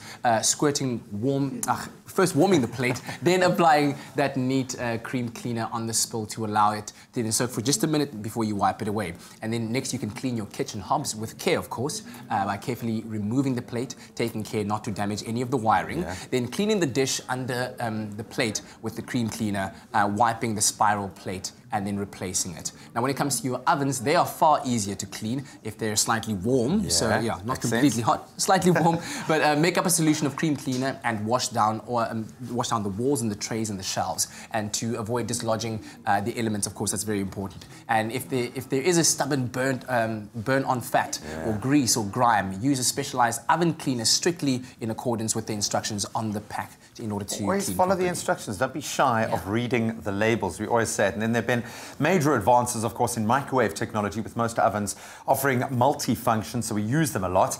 Always follow cleaning instructions for best results and safety. Then start cleaning the interior and the exterior. Squirt a little cream cleaner onto a soft damp cloth and wipe away any food splatters and spillages. Then leave the door open to prevent the oven from accidentally turning on. Wipe over the control panel surfaces using a soft cloth and the cream cleaner again. Then lastly, that glass tray, make up a sudsy solution of MAC dishwashing liquid and wash with care. Then, of course, soak that glass for a few minutes, then rinse and dry thoroughly. And there you have it. You can give your kitchen a good clean with MAC Cream Cleaner and just see the shine. You're going to go blind from the shine in your kitchen. Secret word of the day, sudsy. Sudsy. Put that Sudsy, in your man. Instagram. Try and use that in a sentence. MAC makes cleaning super easy, and you can win a MAC hamper every week. So congratulations to this week's winner, Dineo Makala, who won the hamper last week, in fact. So let's give a congratulations to Dineo. Yes. So to stand a chance of winning, SMS the keyword MAC to 33728. SMSs will be charged at £1.50 and no free SMSs apply, but T's and C's can be found on expressoshow.com. Now this week's giveaway ends at midnight this Friday, so get entering. New MAC Multi-Purpose Cream Cleaner easily removes tough dirt from surfaces all over the home, making it easy for you to shine. All right, well, fam, there's still a couple of minutes left of your Feel Good Breakfast Show this morning. It's a Monday. If you want to see some fire on your Monday and go into your Monday the right kind of way, then stick around because Babes Odumo, she is back for one last performance. Shut up and groove. That's what's heading your way after the break. Make sure you stay tuned.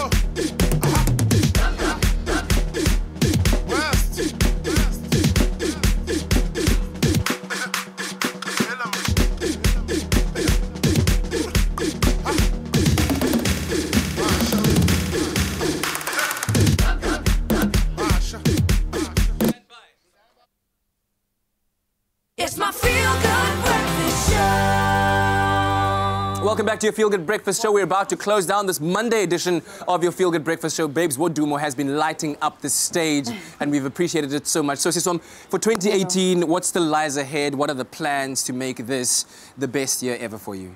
Well, ngifuna ukushintsha impilo zabantu nje sekuqaleni. Yeah. Kusazonyiwa nje. Sekuqaleni. And futhi ngidropha ama single kancane kancane. Yeah. Next year ngidropha i-album. Manje ngidrophe uKadez. And then yeah, and right now the last song that you are shutting down the show with is? Shut Up and Groove. We're gonna do exactly that. Tola, dance. Jive. Nazog. A song.